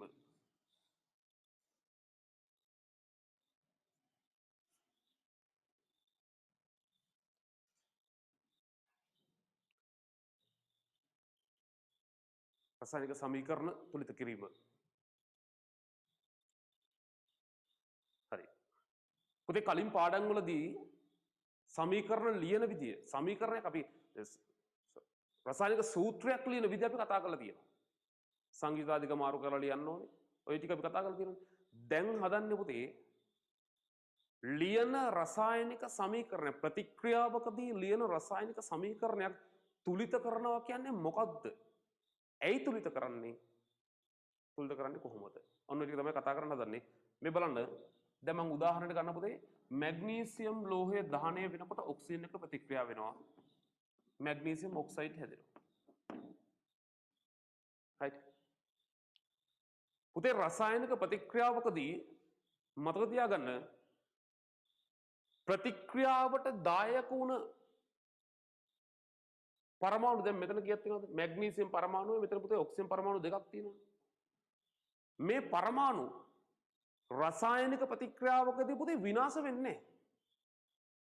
රසායනික ප්‍රතික්‍රියාවකදී පරමාණු විනාශ වෙන්නෙත් නැහැ. පරමාණු වලින් මැවෙන්නෙත් නැහැ. තියෙන ගානම තමයි පුතේ පරිවර්තනය වෙනවා. වෙන වෙන සංයෝග බවට සංඝටක බවට පරිවර්තනය වෙන එක විතරයි සිදු වෙන්නේ. right විනාශ වීමක් හෝ මැවීමක් සිදු වෙන්නේ නැහැ. එහෙමනම් පුතේ මේ පැත්තේ පරමාණු තුනක් තියෙනවා නම් නිවැරදිවම සමීකරණය ලියපුවාම එහා පැත්තේ අන්තිමට කොහේ හරි තියෙන්න ඕනේ. කොහේ තිබ්බත් පරමාණු තුනක් තියෙන්න බෑ. මැග්නීසියම් පරමාණු එකක් තියෙන්න ඕනේ. ඔක්සිජන් පරමාණු දෙකක් තියෙන්න ඕනේ. දැන් කල්පනා කරලා බලන්න අපි දැන් මේ ලියලා තියෙන එකේ පුතේ මැග්නීසියම් එකක් තියෙනවා එහා පැත්තේ මැග්නීසියම් එකක් තියෙනවා හරි. හැබැයි පුතේ මෙතන ඔක්සිජන් පරමාණු දෙකක් තියෙනකොට එහා පැත්තේ ඉන්නේ එකයි. right දැන් කෙනෙකුට හිතෙන්න පුළුවන් ඉතින් මෙතන මෙහෙම දාපුවම හරිනේ කියලා. පුතේ එහෙම දාන්න බෑනේ ඔයාලා දන්නවා. මැග්නීසියම්ගේ සහ ඔක්සිජන්ගේ සංයුතිය දිහා බලලා තමයි මේ සූත්‍රය ලියලා තියෙන්නේ. ඒක වෙනස් කරන්න අපිට බෑ. බෑ කියන්නේ වෙනස් කරොත් වැරදි. right එහෙම අගට ඉලක්කම් දාලා මේ වැඩේ කරන්න බෑ. අන්න මම දැන් කිව්වා රසායනික සමීකරණයක් තුලිත කරන්නේ ඇයි? ඇහුවොත් දෙන්න ඕන උත්තරේ මොකද්ද? රසායනික ප්‍රතික්‍රියාවකදී පුතේ පරමාණු මැවෙන්නෙත් නැහැ, විනාශ වෙන්නෙත් නැහැ. right ඒක නිසා දෙපස තියෙන පරමාණු සංඛ්‍යා අනිවාර්යයෙන්ම සමාන විය යුතුයි. right අපි ලියාගමු පහලින් රසායනික ප්‍රතික්‍රියාවකදී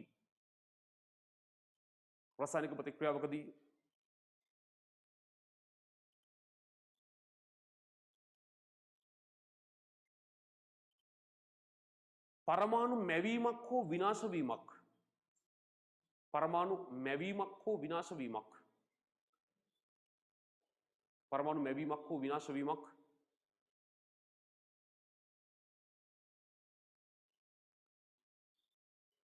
සිදු නොවේ. පරමාණු මැවීමක් හෝ විනාශ වීමක් සිදු නොවේ.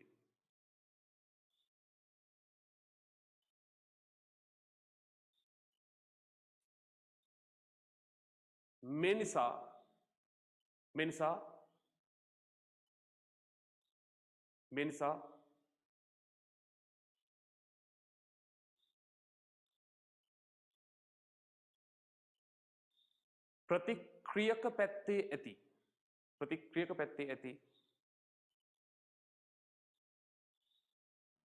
ප්‍රතික්‍රියක පැත්තේ ඇති එක් පරමාණු සංඛ්‍යා प्रतिक्रियक පැත්තේ ඇති එක් පරමාණු සංඛ්‍යා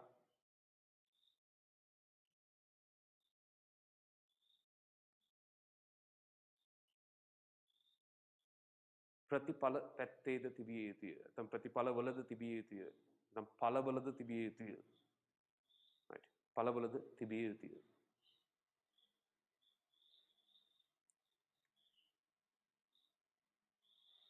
right. මේ හේතුවෙන් රසායනික සමීකරණයක් ලිවීමේදී රසායනික සමීකරණයක් ලිවීමේදී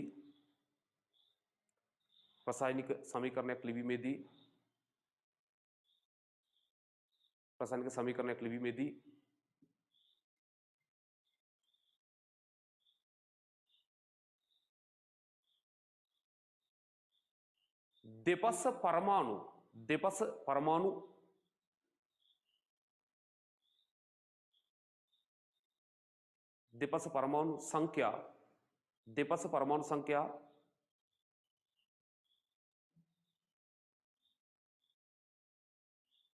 සමාන වන ආකාරයට ලිවිය යුතුය. දෙපස පරමාණු සංඛ්‍යා සමාන වන ආකාරයට ලිවිය යුතුය. දෙපස පරමාණු සංඛ්‍යා සමාන වන ආකාරයට ලිවිය යුතුය. සමාන වන ආකාරයට ලිවිය යුතුය. මෙය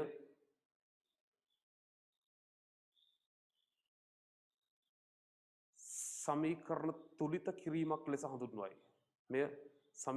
කිරීමක් ලෙස හඳුන්වයි. මෙය සමීකරණ තුලිත කිරීමක් ලෙස හඳුන්වයි. right. ඔන්න පුතේ හේතුව දැනගත්තා. right. මොකද්ද කරන්න ඕන කියලා දැනගත්තා. දැන් පුතේ සමීකරණයක් තුලිත කරන්නේ කොහොමද කියලා අපි දැනගන්න හදන්නේ. මේ සාම්ප්‍රදායික ක්‍රම වලින් පොඩ්ඩක් එළියට ගිහිල්ලා ලේසි ක්‍රමයක්. නැත්නම් ගොඩක් අය සමීකරණ තුලිත කරනවා ඉලක්කම් 10 12 පාර දාලා මකමකා right සෑහෙන වෙලාවක් ගන්නවා සමීකරණයක් තුලිත කරන්න. මම මේ කියලා දෙන්න හදන්නේ ඔයාලට පහසුවෙන් සමීකරණයක් තුලිත කරගන්න ක්‍රම ඔය පොතෙන් ඔබට ගිහිල්ලා. right මේ බලන්න පුතේ අපි සමීකරණ තුලිත කරද්දී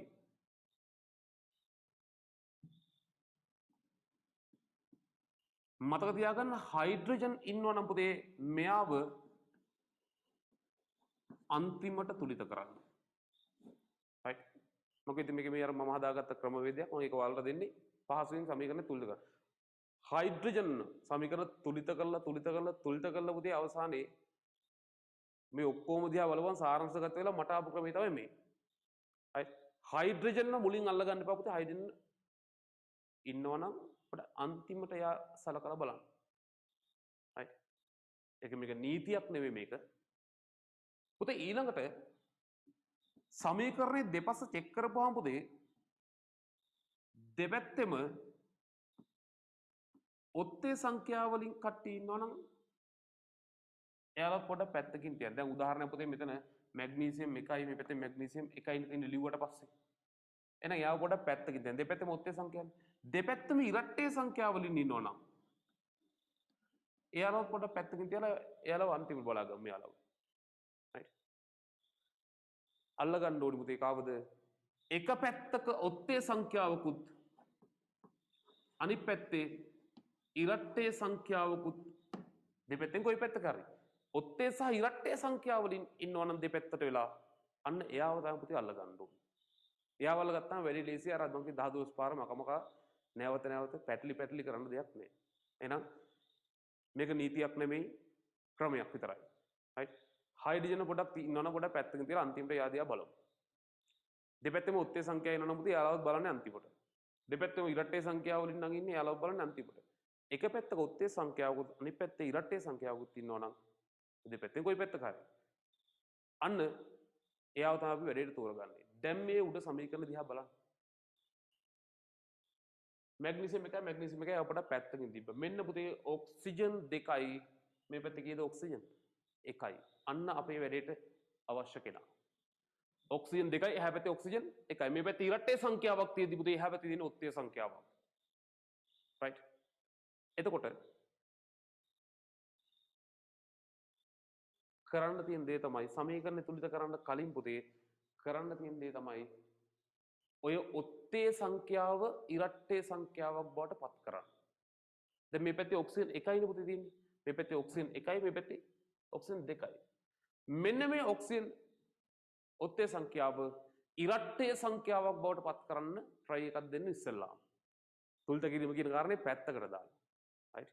දැන් ඔයාලා දන්නවා ඊළඟට සමීකරණ තුලිත කරන පුතේ පිටිපස්සට ඉලක්කම් දාන්න බෑ. මොකද එතකොට සූත්‍රය වෙනස් වෙලා යනවා. සූත්‍රයක් වෙනස් කරන්න බෑ හැම වෙනස් කරලා වැරදි. මේක මැග්නීසියම් ඔක්සයිඩ් කියපුවම පුතේ MgO ම තමයි. ඒතකොට මෙතෙන්ද දෙකේ ඉලක්කමක් දාන්න බෑ. right? ඉදිරියට තමයි පුතේ ඉලක්කම් යොදන්න පුළුවන් මේ සංයෝගය හෝ මූලද්‍රව්‍ය ඉදිරියට විතරයි ඉලක්කම් යොදන්න පුළුවන් සමීකරණයක් තුලිත කරන්න. මේ කරන්න හදන්නේ පරමාණු සංඛ්‍යා සමාන කිරීම. ඔන්න පුතේ දැන් ඔයාලා ගණිත දැනුම ඇති ඔත්තේ සංඛ්‍යාවක් ඉරට්ටේ සංඛ්‍යාවක් බවට පරිවර්තනය කරන්න ගුණ කළ යුතු කුඩාම ඉලක්කම ඔත්තේ සංඛ්‍යාවක් ඉරට්ටේ සංඛ්‍යාවක් බවට පරිවර්තනය කරන්න ගුණ කළ යුතු කුඩාම ඉලක්කම දෙක නේද? කල්පනා කරලා බලන්න. එතකොට 3යි නම් 3 ඉරට්ටේ සංඛ්‍යාව බවට පත් කරන්න දෙකින් ගුණ කරපුවම 6යි. 6 ඉරට්ටේ සංඛ්‍යාව. right? 5යි නම් 5 දෙකින් ගුණ කරපුවාම අන්න 10 වෙනවා 10 ඉරට්ටේ සංඛ්‍යාව. එහෙනම් පුතේ දෙකෙන් තමයි වැඩේ පටන් ගන්න ඉස්සෙල්ලා. right? මම දැන් try කරන්නේ මොකක් කරන්නද? ඔත්තේ සංඛ්‍යාව ඉරට්ටේ සංඛ්‍යාවක් කරන්න. වෙන මොකුත් try කරේ නෑ. සමීකරණ තුලිත කරන්න නෙමෙයි try කරේ ඔත්තේ සංඛ්‍යාව ඉරට්ටේ සංඛ්‍යාවක් කරන්න. මේ බලන්න පුතේ එහෙනම් 2යි මෙතන 1යි එහෙනම් මම මේ කෙනාවනේ අපිට බලා ගන්න වෙන්නේ. නමුත් එතෙන්ට ඉස්සරහට ඉලක්කම් දාන්න වෙන්නේ. මෙතෙන්ට තමයි දාන්න වෙන්නේ ඉලක්කයක් වෙන්න දැම්ම දෙකේ ඉලක්කම. දැන් අපි හොයලා බලමු එක් පැත්තේ ඉන්න ගණන්. මේ පැත්තේ දැන් මැග්නීසියම් 1යි. මේ පැත්තේ ඔක්සිජන් 2යි. පුතේ මෙතන මේ ඉස්සරහා දාන ඉලක්කම මේ යට දාලා නැහැ කියන්නේ පුතේ මොකුත් නැහැ කියන්නේ එකේ ඉලක්කමද තියෙන්නේ. ඒතර ගුණ කරලා අපිට ගන්න වෙනවා මේ බලන්න. මොකුත් දාලා නැහැ කියන්නේ එකේ ඉලක්කම. දැන් බලන්න පුතේ මැග්නීසියම් කීයක් තියෙනවද කියලා. මැග්නීසියම් දෙකක් තියෙනව නේද දැන්? දැන් ඔක්සිජන් කීයද? ඔක්සිජන් 2යි. අන්න බලන්න පුතේ දැන් මූලික ස්ටෙප් එකට ආවා ඔක්සිජන්ගේ වැඩේ හරි. හැබැයි මේ පැත්තේ මැග්නීසියම් 2යි නම් පුතේ දැන් එහා පැත්තේ මැග්නීසියම් කීයක් කරන්න ඕනද? දෙකක් කරන්න ඕන. දානවා මෙන්න මෙතෙන්ට දෙකේ ඉලක්කම. right? අන්න දැන් බලන්න අන්තිම ස්ටෙප් එකට ගියාම මැග්නීසියම් 2යි ඔක්සිජන් 2යි. මේ පැත්තේ මැග්නීසියම් 2යි ඔක්සිජන් 2යි. අන්න පුතේ මැග්නීසියම් පරමාණු ගාන දෙපැත්තෙම සමානයි. ඔක්සිජන් පරමාණු ගාන දෙපැත්තෙම සමානයි. ඒ කියන්නේ සමීකරණය තුලිතයි. right? ඔය මම ඔයාලට කියන ක්‍රමය. වෙන වෙන ක්‍රම තියෙනවා නම් උත්සාහ කරලා බලන්න. කිසිම ගැටලුවක් නැහැ. හැබැයි අර මම කැමති නෑ ඉලක්කම් දානවා මකනවා ඊට පස්සේ right? සෑහෙන වෙලාවක් ගන්නවා නම් සමීකරණයක් තුලට කරන්න පුතේ ඒක වැඩක් නැහැ. මීට වඩා කෙටි වෙලාවකින් කරන්න පුළුවන් ක්‍රම තියෙනවා නම් ඒවා යොදා ගන්න ගැටලුවක් නැහැ. හරි. අපි එමුනම් ලියාගම් පහලින් සමීකරණයක් තුලිත කිරීමේදී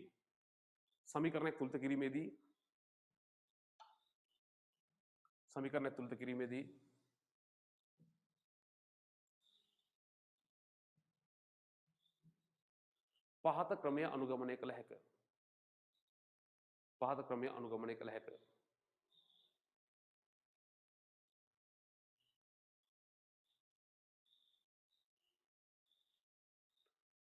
හරි. අංක 1 ලියාගන්න පුතේ පළවෙනි එක. ඉස්සලාම දැනගන්න මොකද්ද? සංයෝගයක ඉදිරියට විතරයි ඉලක්කම් යොදන්න පුළුවන් කියන එක. ලියාගන්න. සංයෝගයක හෝ මූලද්‍රව්‍යක ඉදිරියට පමණක් සංඛ්‍යා ලිවීම සංයෝගයක හෝ මූලද්‍රව්‍යයක ඉදිරියට පමණක් සංඛ්‍යා ලිවීම. සංයෝගයක හෝ මූලද්‍රව්‍යයක ඉදිරියට පමණක් සංඛ්‍යා ලිවීම.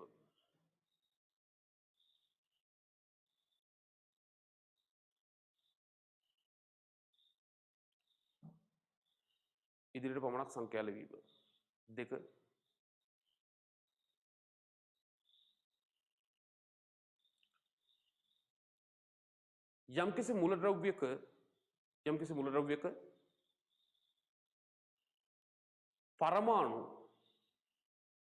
යම්කිසි මූලද්‍රව්‍යයක පරමාණු එක් පසක ඔත්තේ සංඛ්‍යාවක්ද අනෙක් පස ඉරට්ටේ සංඛ්‍යාවක්ද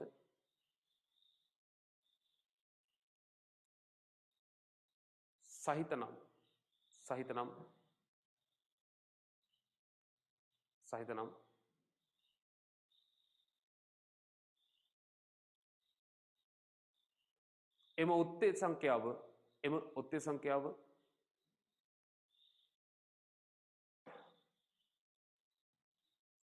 එම ඔත්තේ සංඛ්‍යාව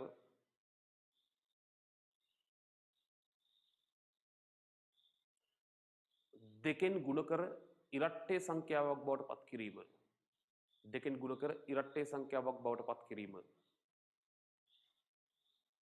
දෙකෙන් ගුණ කර ඉරට්ටේ සංඛ්‍යාවක් බවට පත් කිරීම.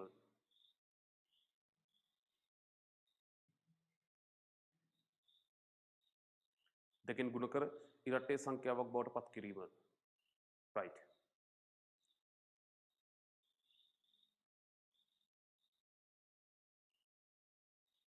ඊළඟ පියවර පසුව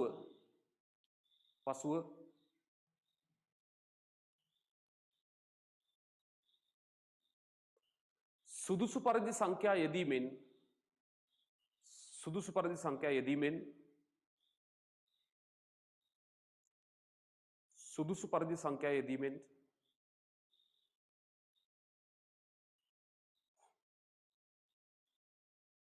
අනෙකුත්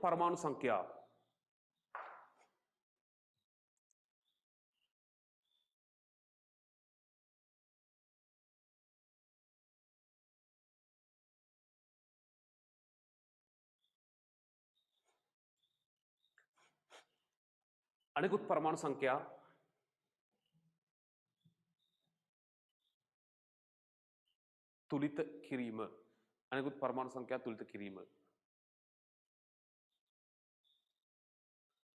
හරි.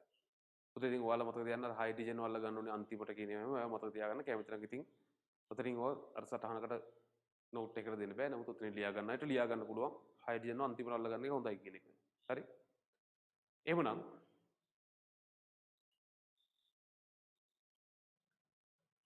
මේ සමීකරණේ දැන් ලියාගෙන තනිවම අහපව එකපාරක් try කරන්න නිකන් ඉලක්කමක් දාන්න නෙමෙයි අර විදිහට කල්පනා කරමින්. හරි. කලින් විදිහට කල්පනා කරමින්. කවුද අල්ල ගන්න ඕනේ කියලා බලන්න ඉස්සෙල්ලාම. එක පැත්තක උත්තේ සංඛ්‍යාවකුත් අනිත් පැත්තේ ඉරට්ටේ සංඛ්‍යාවකුත් ඉන්න කෙනෙක් තමයි වැඩේට අල්ල ගන්න ඕනේ. right. මේක ලියලා ඉවරයි.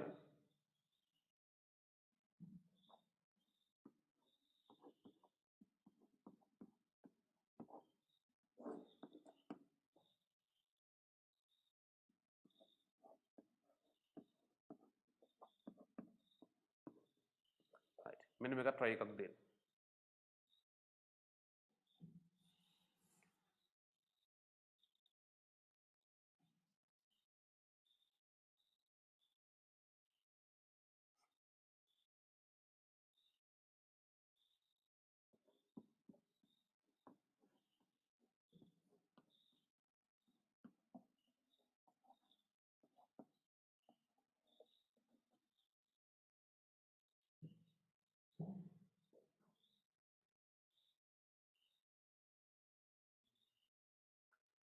right. පුතේ මම හිතනවා කියපු ක්‍රමයට උත්සාහ කරලා බලන්න. ඒක මේ උදේ ගණන් නැවත ලියන්න අවශ්‍ය නැහැ.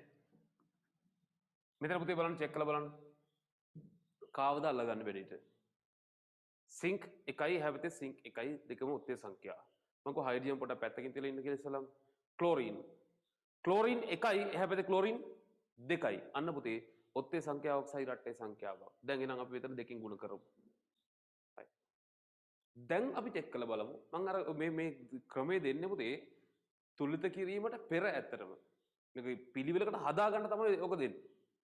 අනේ දැන් බලන්න අපි චෙක් කරලා බලුවොත් එහෙම දැන් පුතේ සිංක් ගන්න හැමෝම තියෙනවා. දැන් ක්ලෝරින් දෙකයි හයිඩ්‍රජන් දෙකයි. අන්න බලන්න පුතේ එහා පැත්තේ හයිඩ්‍රජන් කීයද? දෙකයි නිකම්ම තුලිත වෙලා.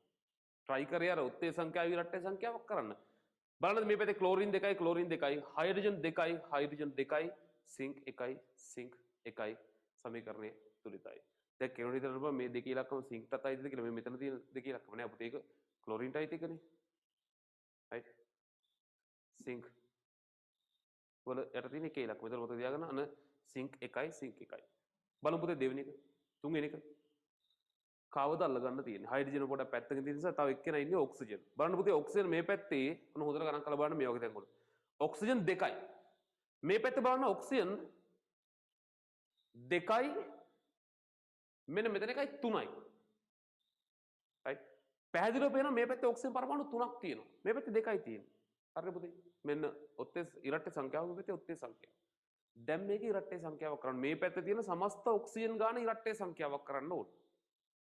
මම දැන් මෙතෙන්ට ඉලක්කම් දාලා බැලුවට වැඩක් වෙයිද කියලා කල්පනා කරලා බලන්න. මෙතන ඉලක්කම් දැම්ම දෙක ඉලක්කම 2 2 4යි ආයේ මේකයි 5යි. අහපව ඔත්තේ සංඛ්‍යාව වෙන්නේ පුතේ. ඒවර අත්දැකීමත් එක්ක ටික ටික හදා ගන්න තියෙන්නේ. එතකොට මෙතෙන්ට ඉලක්කම් දාලා මම 3 ඉලක්කම දැම්ම 3 2 6යි ආයේ මේකයි 7යි. try කරන්නේ මොකටද?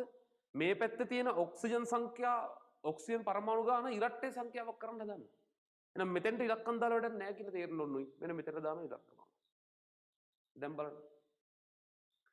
අන්න පුතේ දැන් මේ පැත්තේ ඔන්න හොඳට ගණනය කරලා බලන්න මේ මගේ අරගන්න නැතුව. මෙතන ඔක්සිජන් දෙකයි.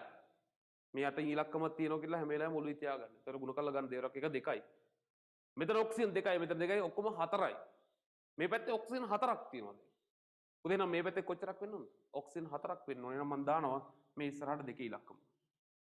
අන්න බලන්න දේවරක් දෙක හතරයි. දැන් පුතේ මේ පැත්තේ හයිඩ්‍රජන් කීයක් තියෙනවද? මේ පැත්තේ හයිඩ්‍රජන් දේවරක් දෙක හතරයි.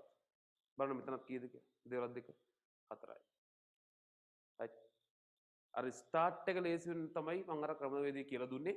නැත්නම් ඉලක්කම් දදා මක නැවත කල්පනා කරන්න වෙනවා. ඒ සමීකරණය තුලිත කරන්න ආරම්භක අවස්ථාව අල්ලගත්තොත් පුතේ ආරම්භක ක්‍රමය අල්ලගත්තොත් එතනින් එහාට පහසුයි. right අපි ගමු තව උදාහරණ කිහිපයක්.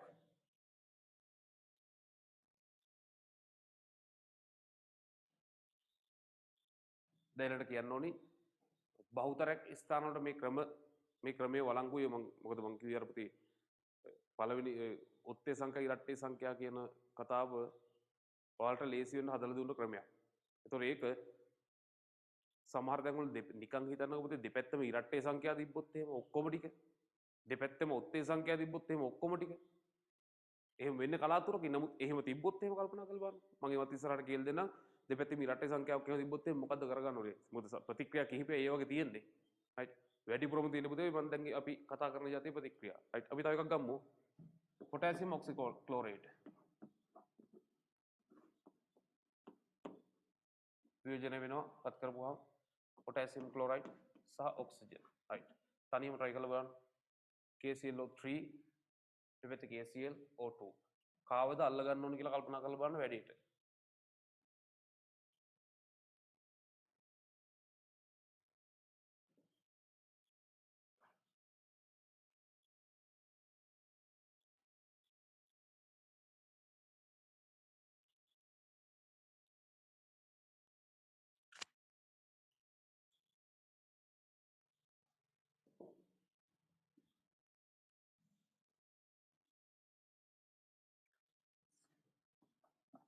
ඇලුමිනියම් ඔක්සිජන් එක ප්‍රතික්‍රියා කරපුවාම එනවා ඇලුමිනියම් ඔක්සයිඩ්.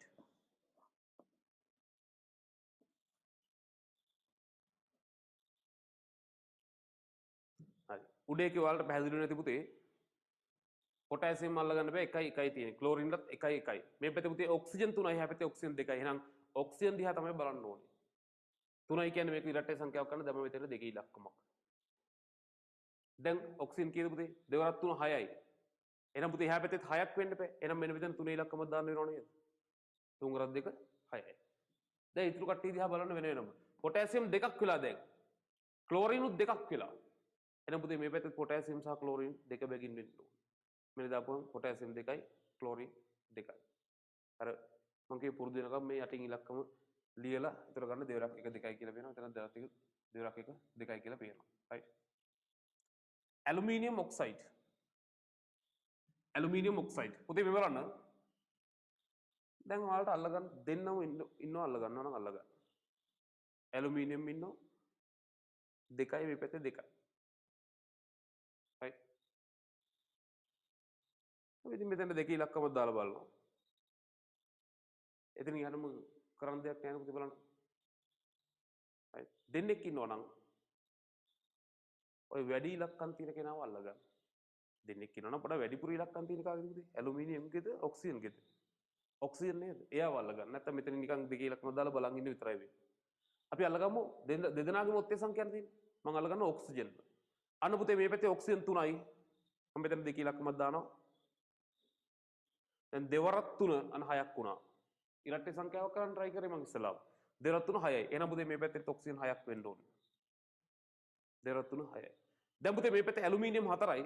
එහෙනම් මේ පැත්තේ ඇලුමිනියම් 4ක් වෙන්න ඕනේ. right.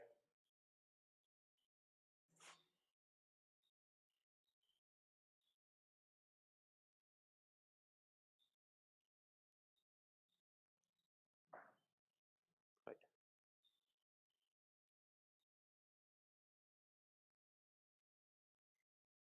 එවනම් මම හිතනවා පැහැදිලි වෙන්න ඇති රසායනික සමීකරණ තුලිට කිරීම මෙතනින් නවත්තර කරන්න එපා. මෙතනින් එහාට ලියන ඔයාලා දැන් ඉස්සරහට හම්බෙන හැම සමීකරණයක්ම තුලිත කරලා ලියන්න පුරුදු වෙන්න. එතකොට මේ ප්‍රැක්ටිස් එක තව එනවා. right. මතක තියාගන්න පුතේ සමහර අයට 11 වසර අන්තිම වෙනකොට සමීකරණයක් තුලිත කරගැනීම හැකියාව වෙන්නේ නැහැ. මොකද පුරුදු වෙලා තියෙන්නේම අර ඉලක්කම් දාන්නේ කොහොමද කියලා දන්නේ කොහොම හරි ගලපලා දාන්න විතරයි. සිස්ටම් එකක් ඔළුවේ නැති වුණාම පුතේ සමීකරණයක් දැක්කම බයයි තුලිත කරන්න. ඒ ඔයාලට මේක 10 වසරදී හම්බ වෙනවා කියලා කියන්නේ මේක නිතර නිතර පරිහරණය කරන්න භාවිතා කරන්න ලියන හැම සමීකරණයක්ම තුලිත කරලා ලියන්න try එකක් දෙන්න. හරි. එහෙනම් සමීකරණ තුලිත කිරීම උතරින් අවසానයි. සමීකරණ තුලිත කරපුවාන් තියෙන වාසි මොනවද? සමීකරණ තුලිත කරපුවාන් තියෙන වාසි. පුතේ මතක තියාගන්න මේ දාලා තියෙනවනේ ඉස්සරහට ඉලක්කම් දැන් මේක දෙකේ ඉලක්කම්. මෙතන දෙකේ ඉලක්කම්. මෙතන තුනේ ඉලක්කම්. හරි. පුතේ මෙන්න මේ දාපු ඉලක්කම් වලින් අපිට ප්‍රතික්‍රියාවට සහභාගී වෙච්ච මවුල ගණන ඊළඟට හැදිච්ච පළවල මවුල ගණන නිගමනය කරන්න පුළුවන්.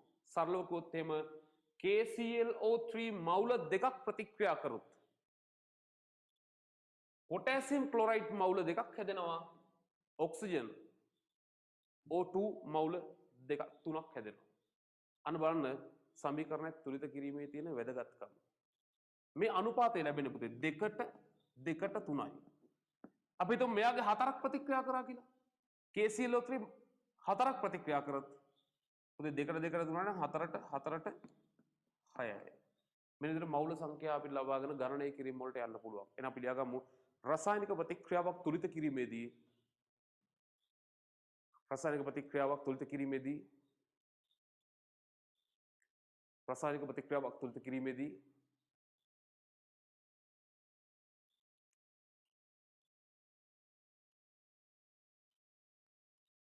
යොදන සංඛ්‍යා මගින්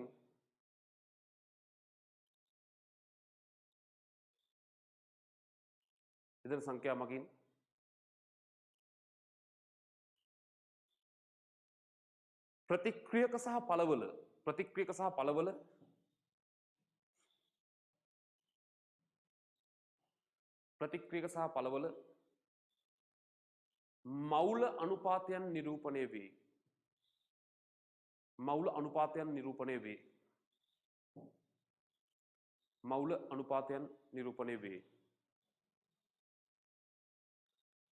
අනුපාතයන් නිරූපණය වේ.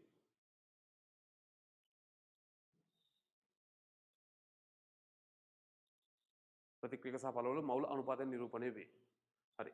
පුතේ අපි මේ සමීකරණයම ආයෙ පාරක් ලියන්න මේ යටින් මෙන්න මේ ටික ලියලා පෙන්නමු. ඒ කියන්නේ 2ට 3යි.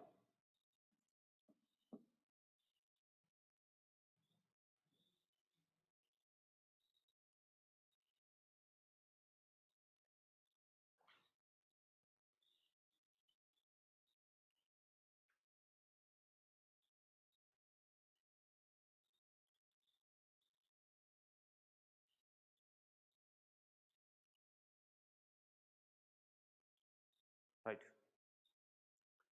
පුතේ අපි ලියාගමු උතර පහලින් ලියාගමු මේ විදිහට. මෙහිදී KClO3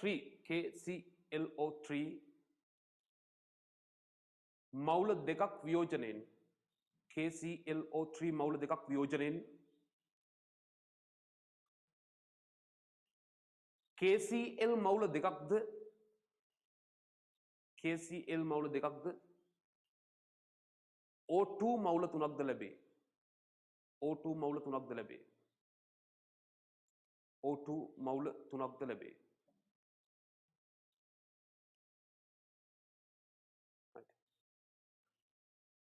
ඔක තමයි පුතේ අදහස එන සංඛ්‍යාවල දාපු ඉලක්කම් වල අදහසට ගණනය කිරීම වලදී බලන්න මේකේ මවුල දෙකක් අපි සමහර ප්‍රශ්න අහනවා තියෙනවා. මේකේ මවුල දෙකක් ප්‍රතික්‍රියා කරන විට මේ පොටෑසියම් ක්ලෝරයිඩ් කොච්චර මවුල ගාණක් ලැබෙනවද? ඔක්සිජන් කොච්චර මවුල ගාණක් ලැබෙනවද?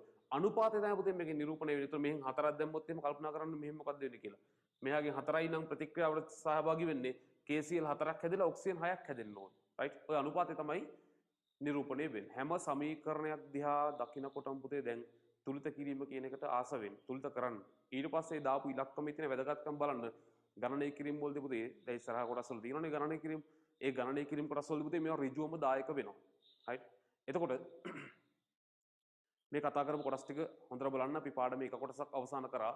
ලබන සතියේ පාඩමේ අපි ඊටු කොටස කතා කරනවා. ඊට අමතරව